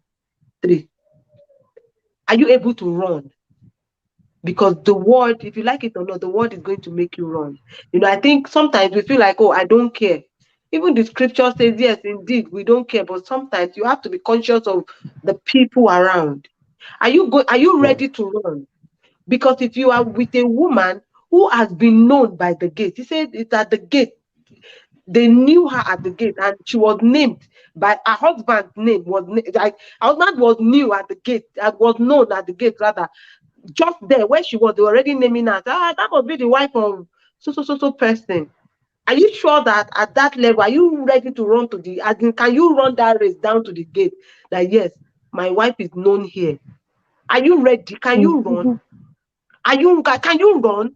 Because it means that you are putting yourself on a pedestal of, I have to be a bit ahead in my mental capacity, in my emotional capacity, in my physical capacity.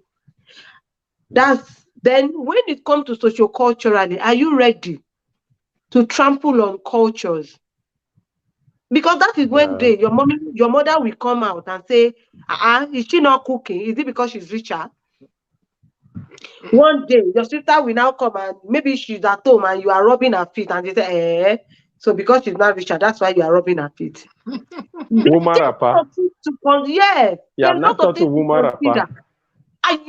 Do you have the capacity to even break out some relationship in case it's going to affect your marriage, knowing that you and your partner are on the same race? That this person. Oh, come on, I can do that. When you want to marry someone, what I have learned is this: marry someone that you know will never hurt you, will never do something that, I mean, one of the reasons I married my husband was not because we love you, I love you, you love me. I'm too old. I used to tell people I'm old. I married late, so I'm old. It's not as if the love was still checking me. I married my husband because I knew he knew God, and this man will not hurt me.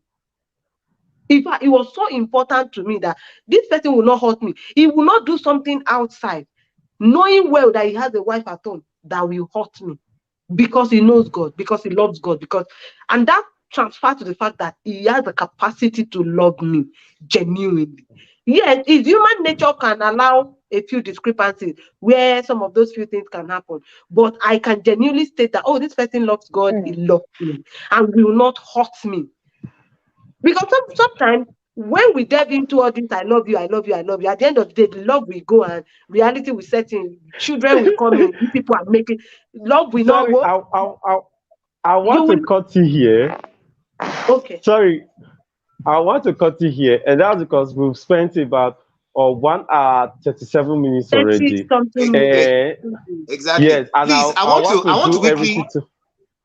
Please, I want to quickly add something. Yeah. Okay. I just wanted to mention because I want to return you both to your spouses and to your children. Yeah. So what is it that you wanted to add, sir? Yeah, I wanted to say that, look, if as a young man you're going to marry a lady that's wealthier than you, please look at Fela Drotoye. Yeah. Please look at Dave Mayer, the husband of Joyce Mayer. For me, look at the husband of Awoshika. Yes. Are you ready? Look at the husband of Reverend Funke. Even Reverend Funke's husband, Reverend Felix, is the one that owns the church. The travel this woman has done is more than her husband's son. Do you understand? She's more popular. She's brought more fame to him and to the church more than anything. Are they able to be the But then this was the other side. Sorry. this is the other side that is not often discussed too. Why are some of these guys, some of these gentlemen, why do they misbehave when their wives are also richer?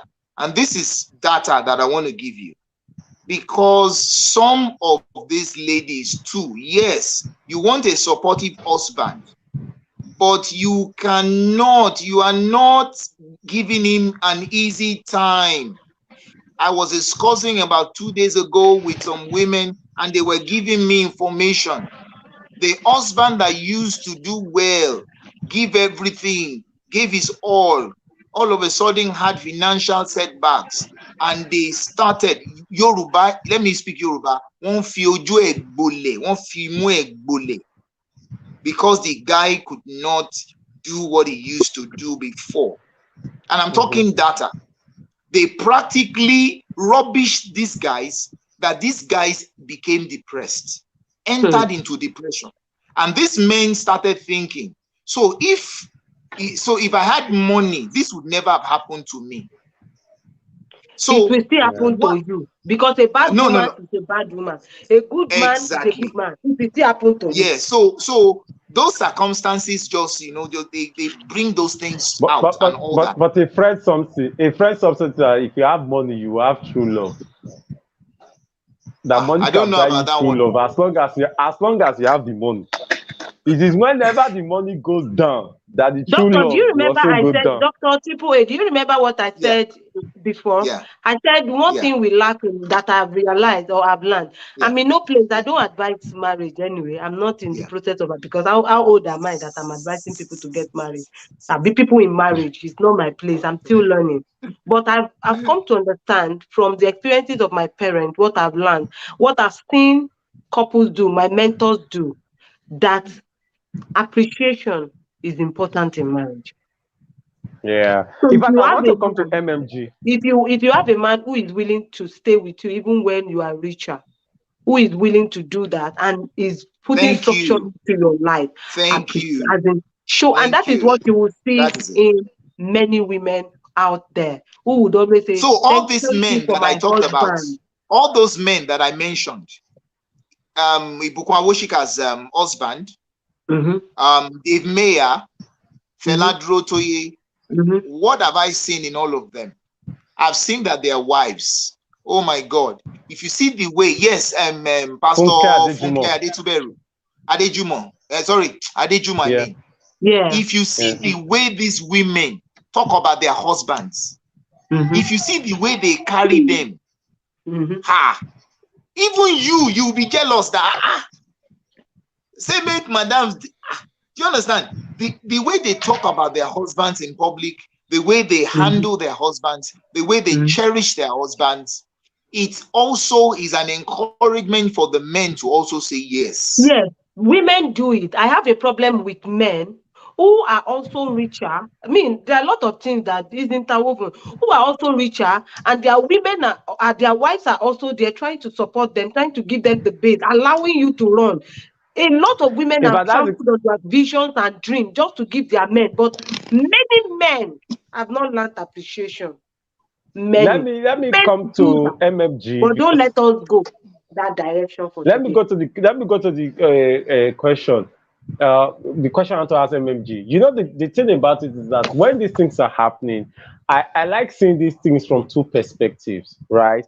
I try everything possible not to look at it from a gender perspective, right? But from a human perspective. I don't think of, like, for example, the appreciation thing we are looking at is not a gender thing. Men don't appreciate, women don't appreciate. Rather, in fact, it is humans don't appreciate. I like seeing it from the human perspective, right? And there's also the biological perspective. The biological perspective may be based on our own psychological wiring, right? The chemical activities, the hormonal activities in our brain, how it makes us respond to things and how it makes us respond to situations.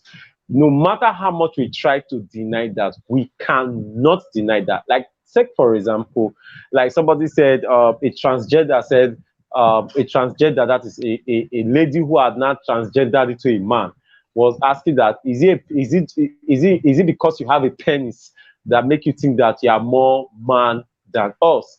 And my answer was simple. It's not just because I have a penis, it's because I have a testis that produces testosterone every day. And because every cell in my body carries the information that I am YS, I am XY chromosome, SY chromosome. Every one of them carries it. I did not have to be injected with any substance. I did not have to do that. And if you look at my brain and if you look at my bones, like we normally say, if I died today, or if I were to die today or tomorrow or thereabout, and you assumed my body 100 years from today, and you decide to ask what sex, I'll be recognized as a man. So if I choose to become a woman tomorrow, those basic things will never change. So I don't like seeing things from the gender perspective. I rather like seeing them from the human perspective, humanity, and our biological, psychological wiring based on that sex, whether we are male or female. For gender, we can have 50 genders as well. Your gender can be based on how you think. You can have up to 50. But when it comes to your sex, you're either male or female. That's my own. When it comes to sex, you're either male or female. But when it comes to gender, call yourself anything that you have to call yourself. That's fine. So MMG, I would like to ask, for someone like you who has this belief, the same conversation that Dr. Triple A and Teacher Ada has started a while ago, that there's no big deal. It's supposed not to be a big deal if you are a woman who is richer. So I would like to ask you, for a lady who is richer than the guy, and I also come to Joy, because Joy, initially, right, you were far richer until the dynamics changed, because you needed to now move from being the attacker to be the goalkeeper, to be the defender of the home, rather than be the person who is out there attacking and bringing money. So I'll still come to you. So I want to start with MMG. For what would be your advice? What would be your counsel to a lady who is richer and more influential than her husband or than the guy that she wants to marry? What would be your counsel?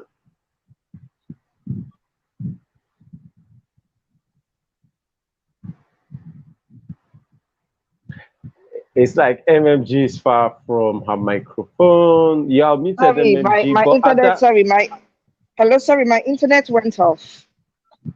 Oh, sorry for that. Did you get the question? No, I didn't get the question, so please, you have to repeat it.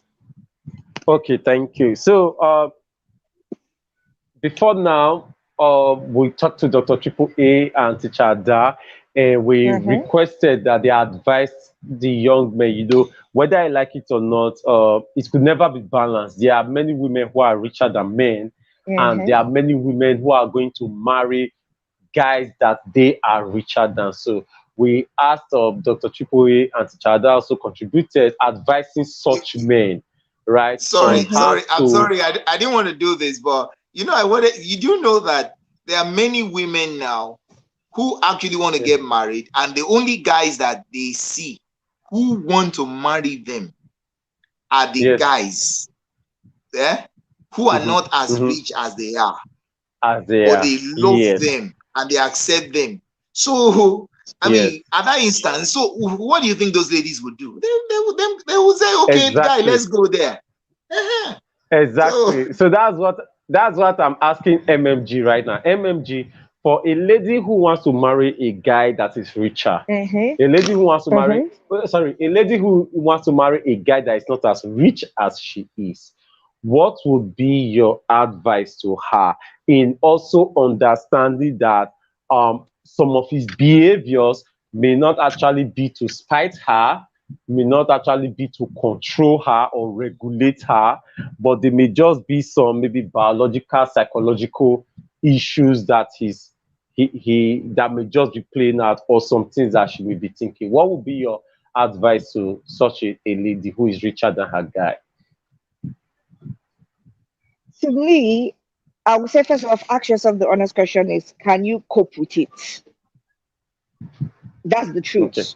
Because it's one thing to say it's psychological, is biological, environmental, blah, blah, blah. But then, can you cope with it? Because it's one thing to say, oh, yeah, it's fine when we enter. Then, when you then enter, and then you realize that, okay, he's feeling a bit bitter that you went to buy your mom, some laces, and did not ask him, if he would like, if he could also buy for his mom. You'll be feeling like, excuse me, she's not my mother. So are you ready to be dealing with those kind of behaviors? If you know you're not ready to be dealing with those kind of behaviors, you need to start from the very beginning to say, this is what I can do, this is what I cannot do. I cannot do with a petty person. Me, I can deal with a petty person because I'm petty. Luke is freaking petty. That man is an Igbo man in a white man's body.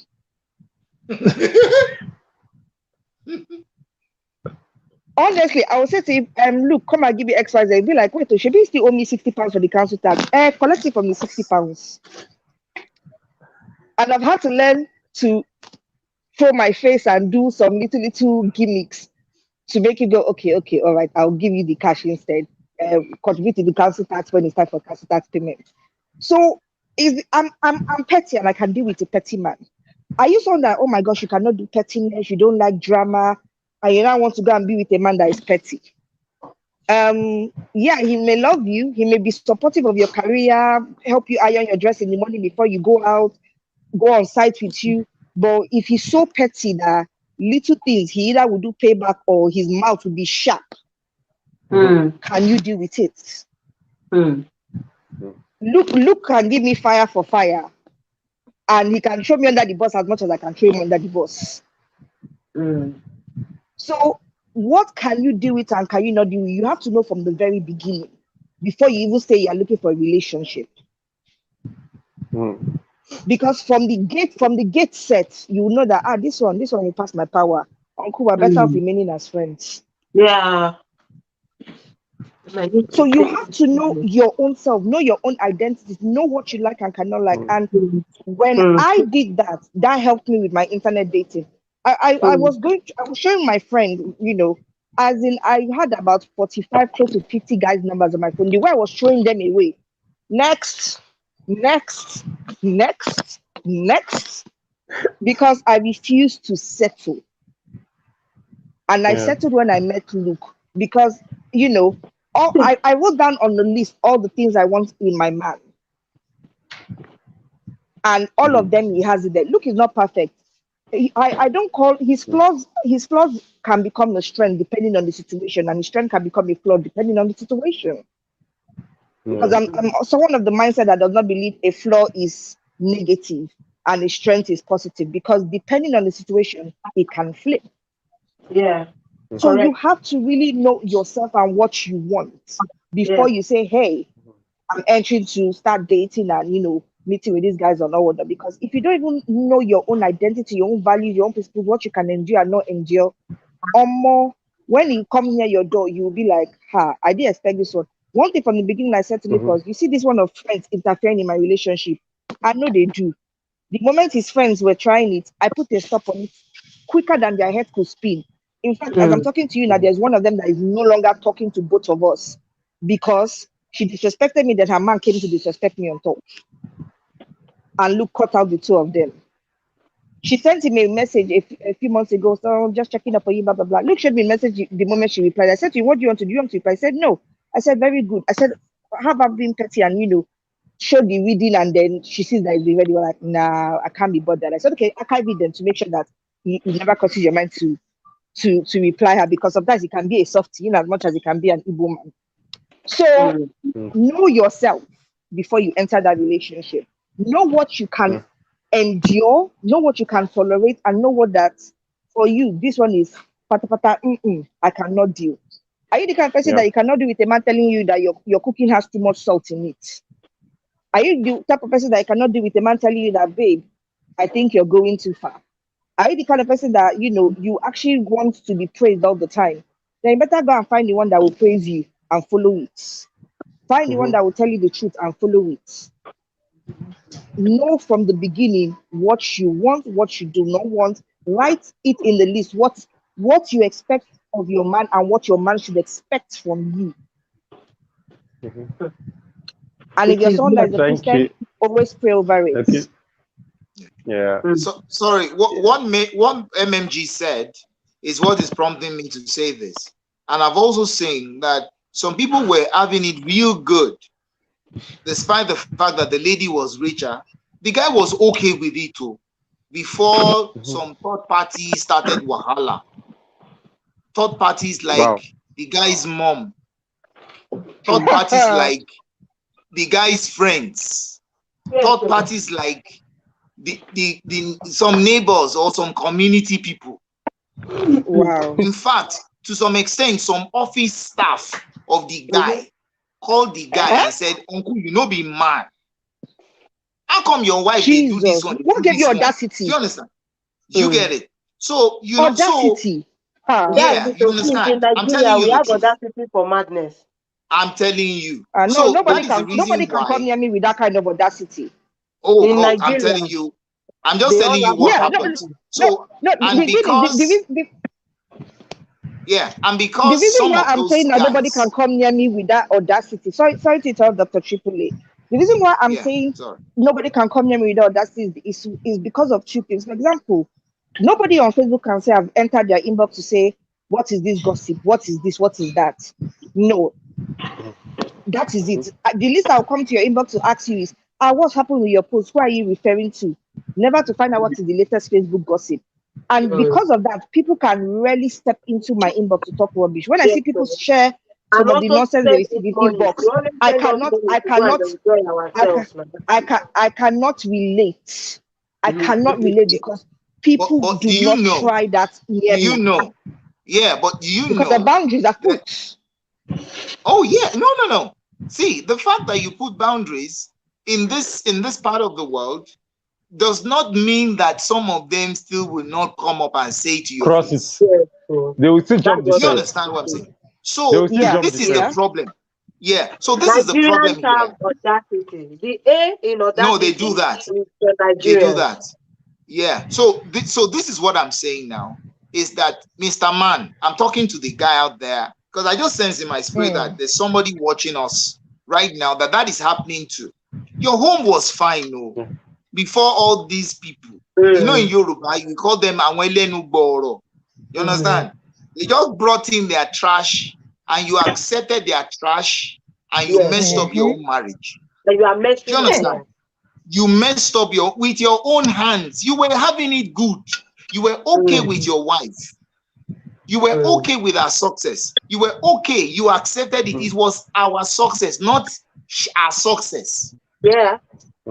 You understand? But because some people started saying one or two things, you now started, you started spoiling your own home. Uncle, wake up. Come back to your senses. Receive sense in Jesus' name. You understand? You understand? Be fine. Because that's the problem with a lot of men too. They were fine. And it also goes both ways too. The woman was fine with her husband. They were fine with they had an agreement. They were doing fine. And then some people started bringing in stories. There's an issue I'm handling presently. They call the young lady. She's richer than the guy. And they call the young lady. People, Nigerians, people, for God's sake.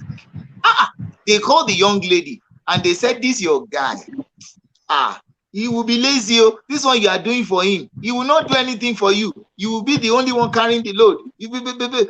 And then problems started in the relationship. And then I've been putting out fire. They were doing fine. Okay, so I don't keep people on tonight. Before all of this happened. Yeah. Sorry? All right, we're not complaining. Sorry, all right, we're not complaining. Don't worry. If we so my question is for you, for that guy you're dealing with. Was the guy already stepping up before that incident? For example, like helping her in his own way before the third party came and whispered in her ears? Yes, he was. Yes, he was. Yes, he was.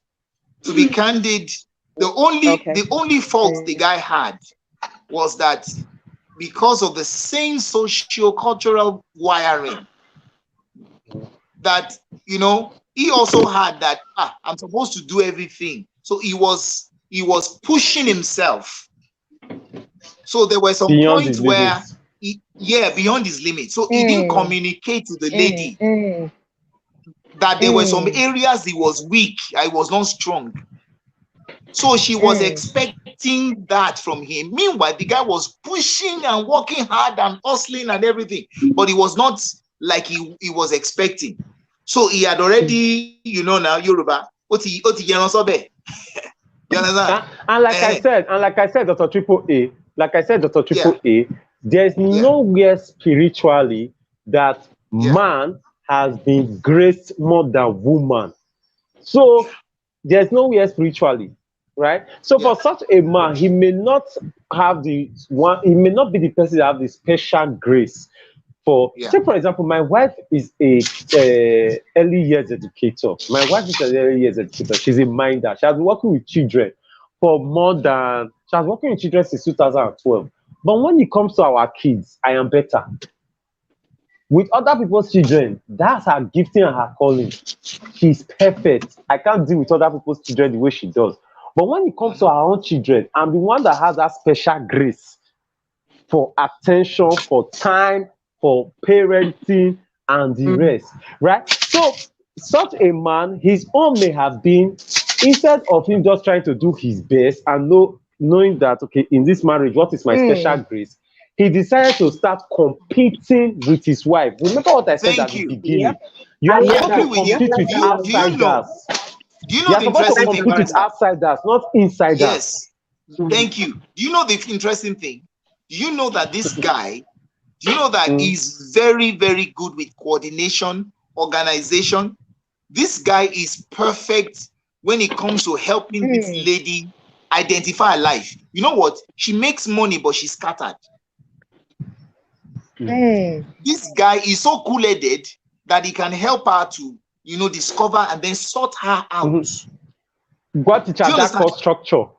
Structure? So, thank you. So at the back, the guy is strong, and in the background, that lady can go anywhere. She can become anything with that guy in the background. I had to call both of them and tell them, I talk sense to both of them. So you better wake up. All this hearsay that you are hearing that wants to destroy you, you people, you have a strong probability of having a great marriage. So don't mess it up. Yeah.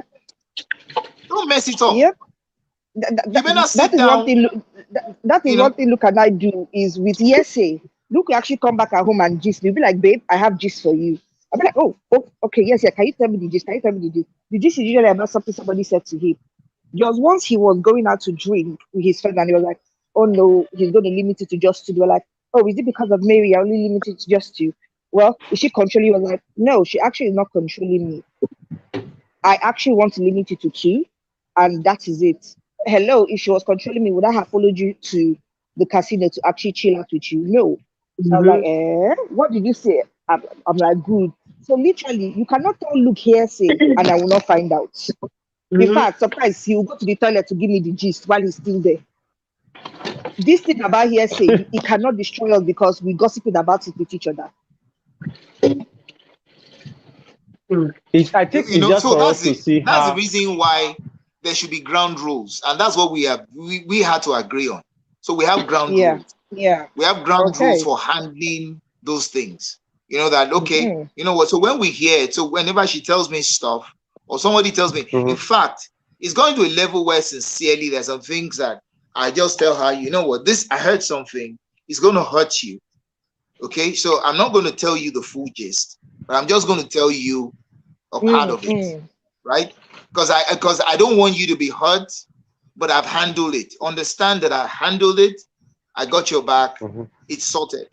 But this is a bit of exactly what happened. And then sometimes she comes, she tells me, okay, so it's gone to a level where one day I remember telling her that, you know what, babe, you know what, if you tell me what a particular person, I said, if you tell me, continue telling me what this person is saying, if you continue telling me, I will be bitter. I'm going to feel bad. I'm going to feel terrible. So please do me a favor. I already know who this person is because of pattern. what she has been doing. So please do me a favor, right? Yeah. I want to be able to see her and greet her well. I want to be able to see her and respect her. So please don't tell me whatever she tells you again. No, you understand? Lord. I'm telling you. And I think those that their own have spoiled, they want to spoil your own. I feel like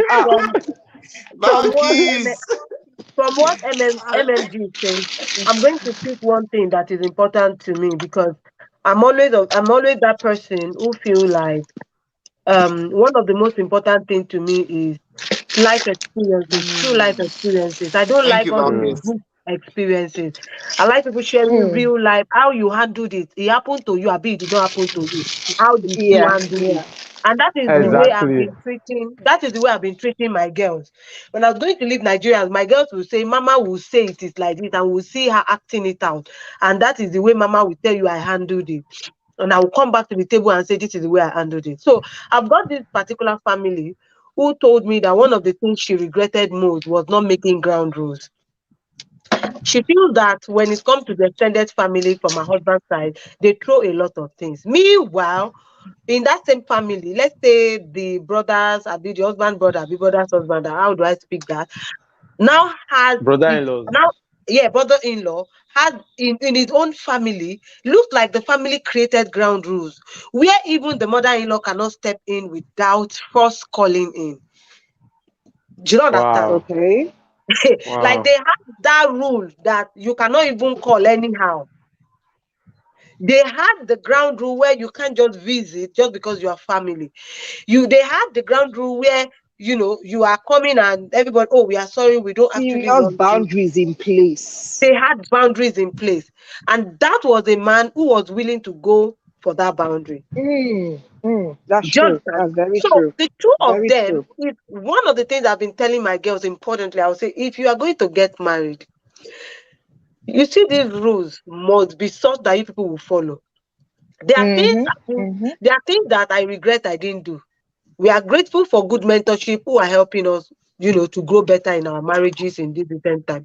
But I feel that if not because of the mentorship, if not because of what we had learned, if not because of the depth we have moved in, if not because of the Holy Spirit who keeps working in us daily, some of us would have packed up this thing called marriage. You just pack and say, "I beg, it's nothing." You come back and you explain to people, you say, it's looking as if it's not my thing. I did not hear God way. But the reason we constantly, every single day, you wake up in the morning, even when it looks like, okay, I'm finding it hard to breathe, but then you are moving, it's because you feel like, okay, I'm on a journey, the Holy Spirit is helping me, this is this, that is that. So two people coming together, as far as I am concerned, just like you have said, it's important that rules that must be placed on integrity, just like Dr. Atiba also said.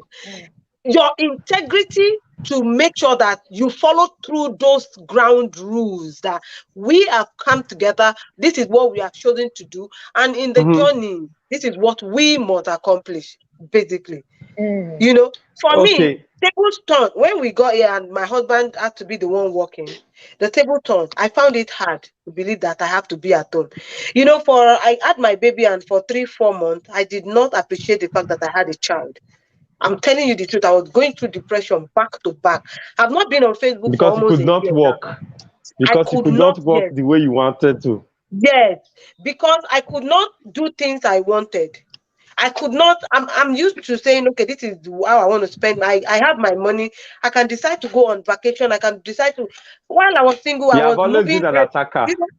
You've always been an attacker, and now you are not to be a defender and a goalkeeper, and you just could not get it. Do you understand? And I can't just understand it. I couldn't just. That's why I said it took great mentorship. My mentors had to call in. My mentors had to call in and keep telling me, "Joy, you need to be patient. You need to breathing. I'm telling you, I was running 360-degree into Great Depression, and on a good day, my husband would have come home one day and I would be in Nigeria. because I was done. I wasn't ready. I wasn't ready. It wasn't something I wanted to do. And I kept thinking and thinking and thinking, how did I get here? How did it happen? Why do I even have a child? Why did I get pregnant? And then one day, Pastor Dieko Faleye called in, and then she told me, she said, what do you really want to achieve that you have not achieved? And I looked at it and I felt like, okay, I wanted money. I was doing well. Everybody knew me, like I was doing well. I had my car. I had a school in my name. I had good money and I could travel anywhere, anyhow, at anything. Today you could see me in Ibadan, and the next moment I would have flown down to wherever I wanted to. Like I had lived that life maximally. And then she asked me, what don't you have in those times? I said, well, I didn't have a child.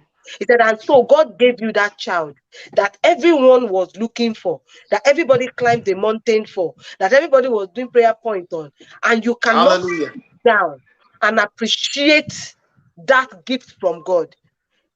That day, through the night, I knelt before God and I was asking forgiveness. I feel I'm sharing this to people who are spiritually sound, who have understanding. This particular thing I'm sharing is not for the general. It's for people who are in the kingdom. So you would understand this part of it, so that everybody will not say, hey, it's not like that, it's not like that. No. When I looked at it, I took a look at my son and I realized there was no running I would have run in the entirety of my life. I would not have been able to run into my child. That was a blessing that I could not do for myself. That was a blessing I cannot give myself. Myself and my husband would have constantly started sleeping with ourselves, doing dimensions of sleeping, until we would have not been able to have a child.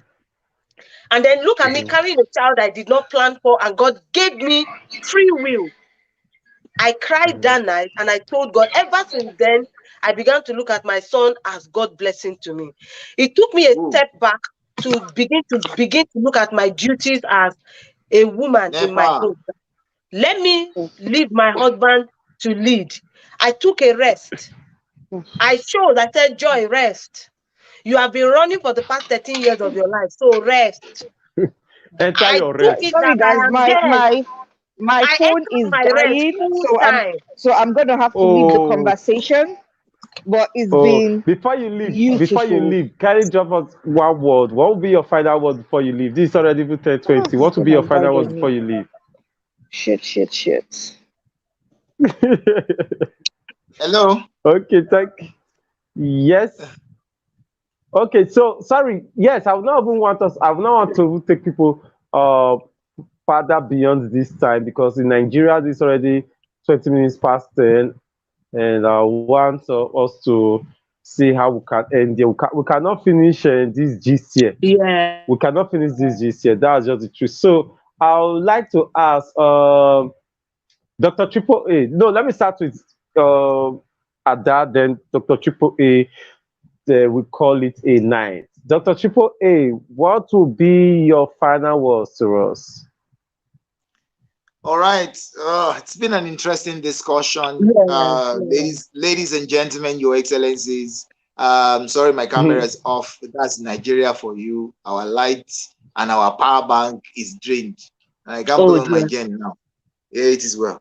All right. So I want to say quickly that honestly it's been interesting, and I'm sure that we can all pick from everything that was said. What I have learned is that every relationship is unique. I cannot take what is happening in somebody's marriage and take it and copy it exactly. No. Yeah. But there are basic principles, and if you are sensitive enough and you're observant and you listened, you would have picked out a lot of principles from what we have discussed tonight that you can use to enjoy your relationship. What I keep on saying is this: I am not going to be like the Joneses. What I want, it's me and my wife that will decide what will happen in our marriage. It's me and my wife. We are the ones.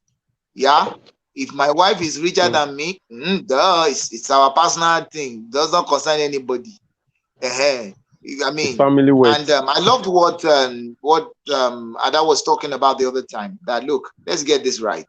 you know, you know, a woman who's also mature will not go strutting out everywhere and be telling everybody, I'm richer than my husband, though. I'm earning 10 times 10 what he's saying, you know. I mean, what's that now? What's that? I mean, what's that?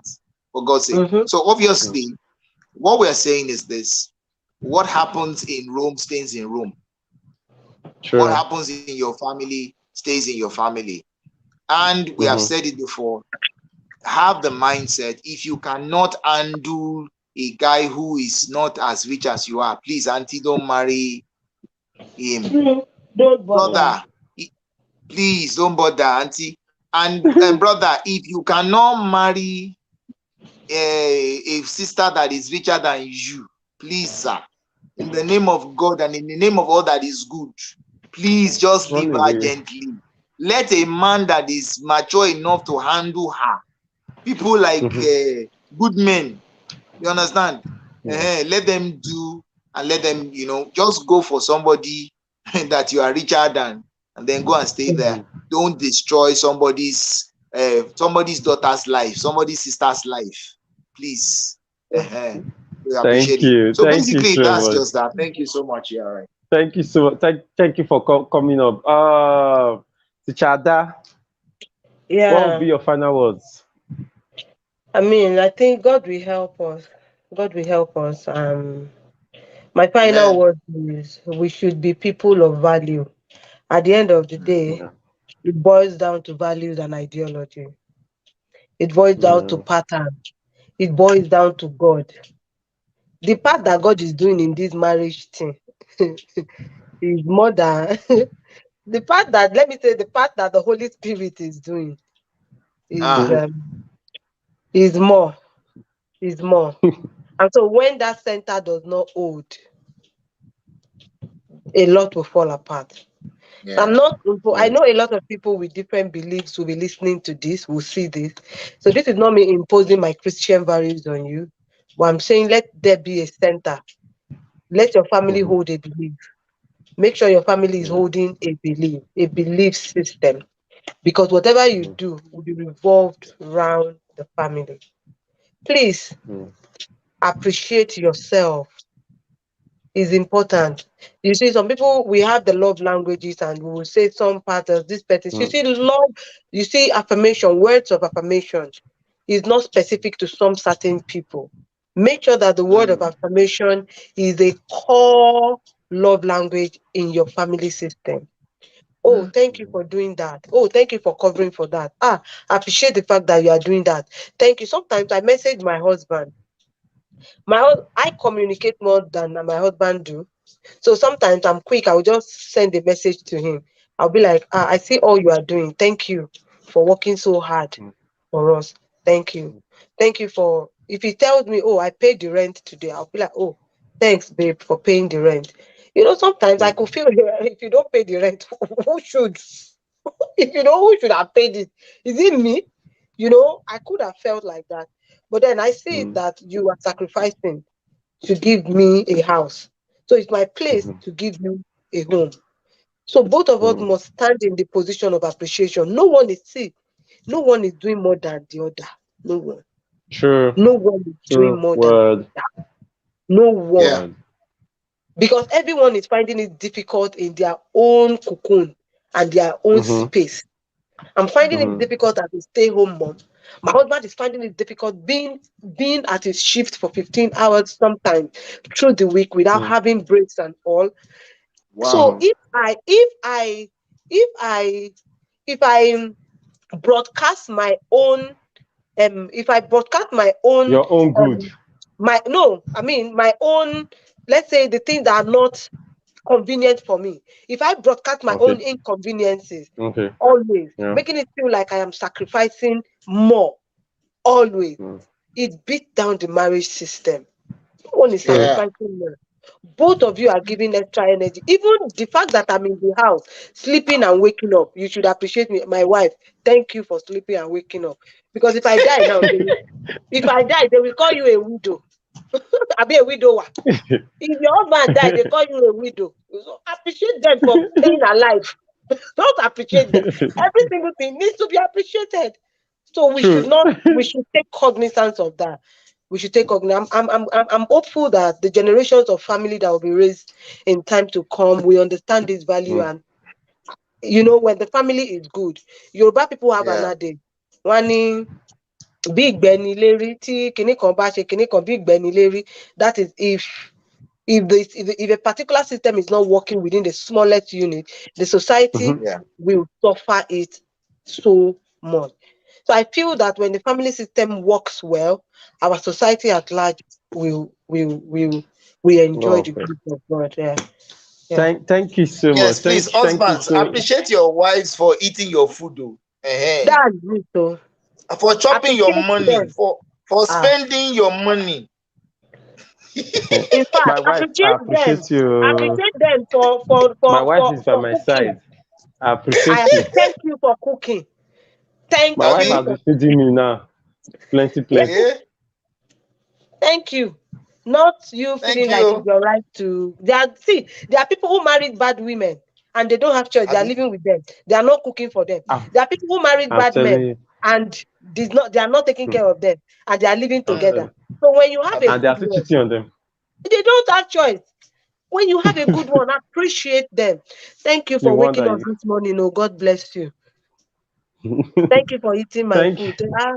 Thank you for spending my money.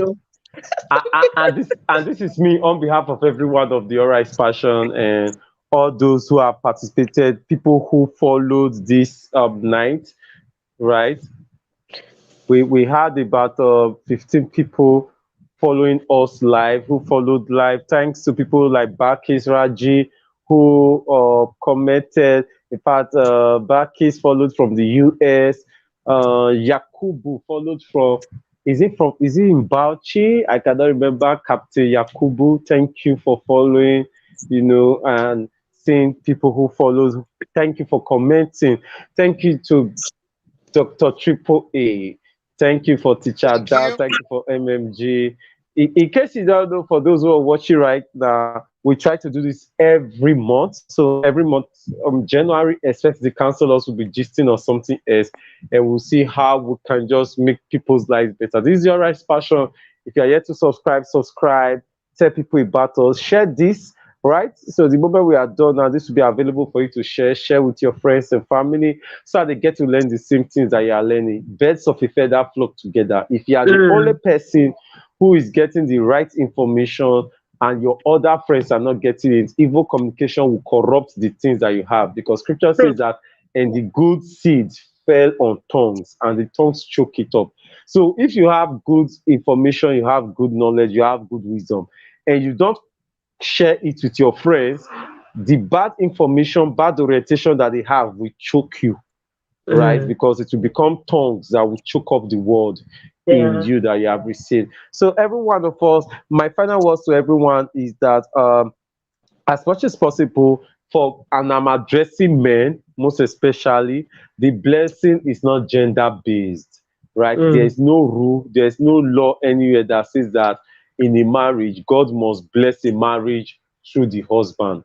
God can choose to bless your marriage through your wife or through your children, not necessarily even through you. Yours is just to ensure that you play that role well as an administrator over that particular family. And I say it again and again, there's this misconception we have out there that the man has to be the provider, protector, and the priest.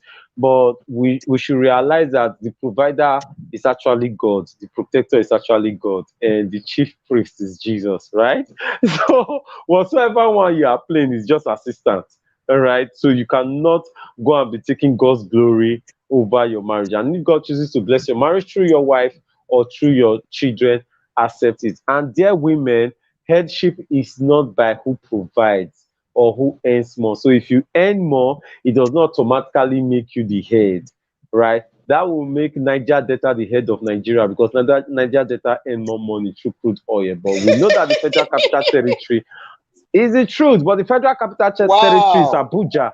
If you are going to use who earns more, then the Federal Capital Territory should either go to Warri, or should go to Port Harcourt, or should go to Akwa Ibom, Iketekpene, right? But then the Federal Capital Territory is in Abuja. And what does Abuja provide in this country? for it to be Federal Capital Territory. But that's just how administration works. It is not who provides more that is the head. The head is just based on who is best suitable to handle things at that particular time, differing to one another. So thank you guys so much for following, and I just pray that the grace of our Lord Jesus Christ, the love of God, and the sweet fellowship of the Holy Spirit will be with you, your marriage, and your family in Jesus' name. Amen. Amen. Have a blessed night. Amen. You Bye. all. Bye. Good night. Wonderful time. Good Bye, night. everyone. Bye. Thank you.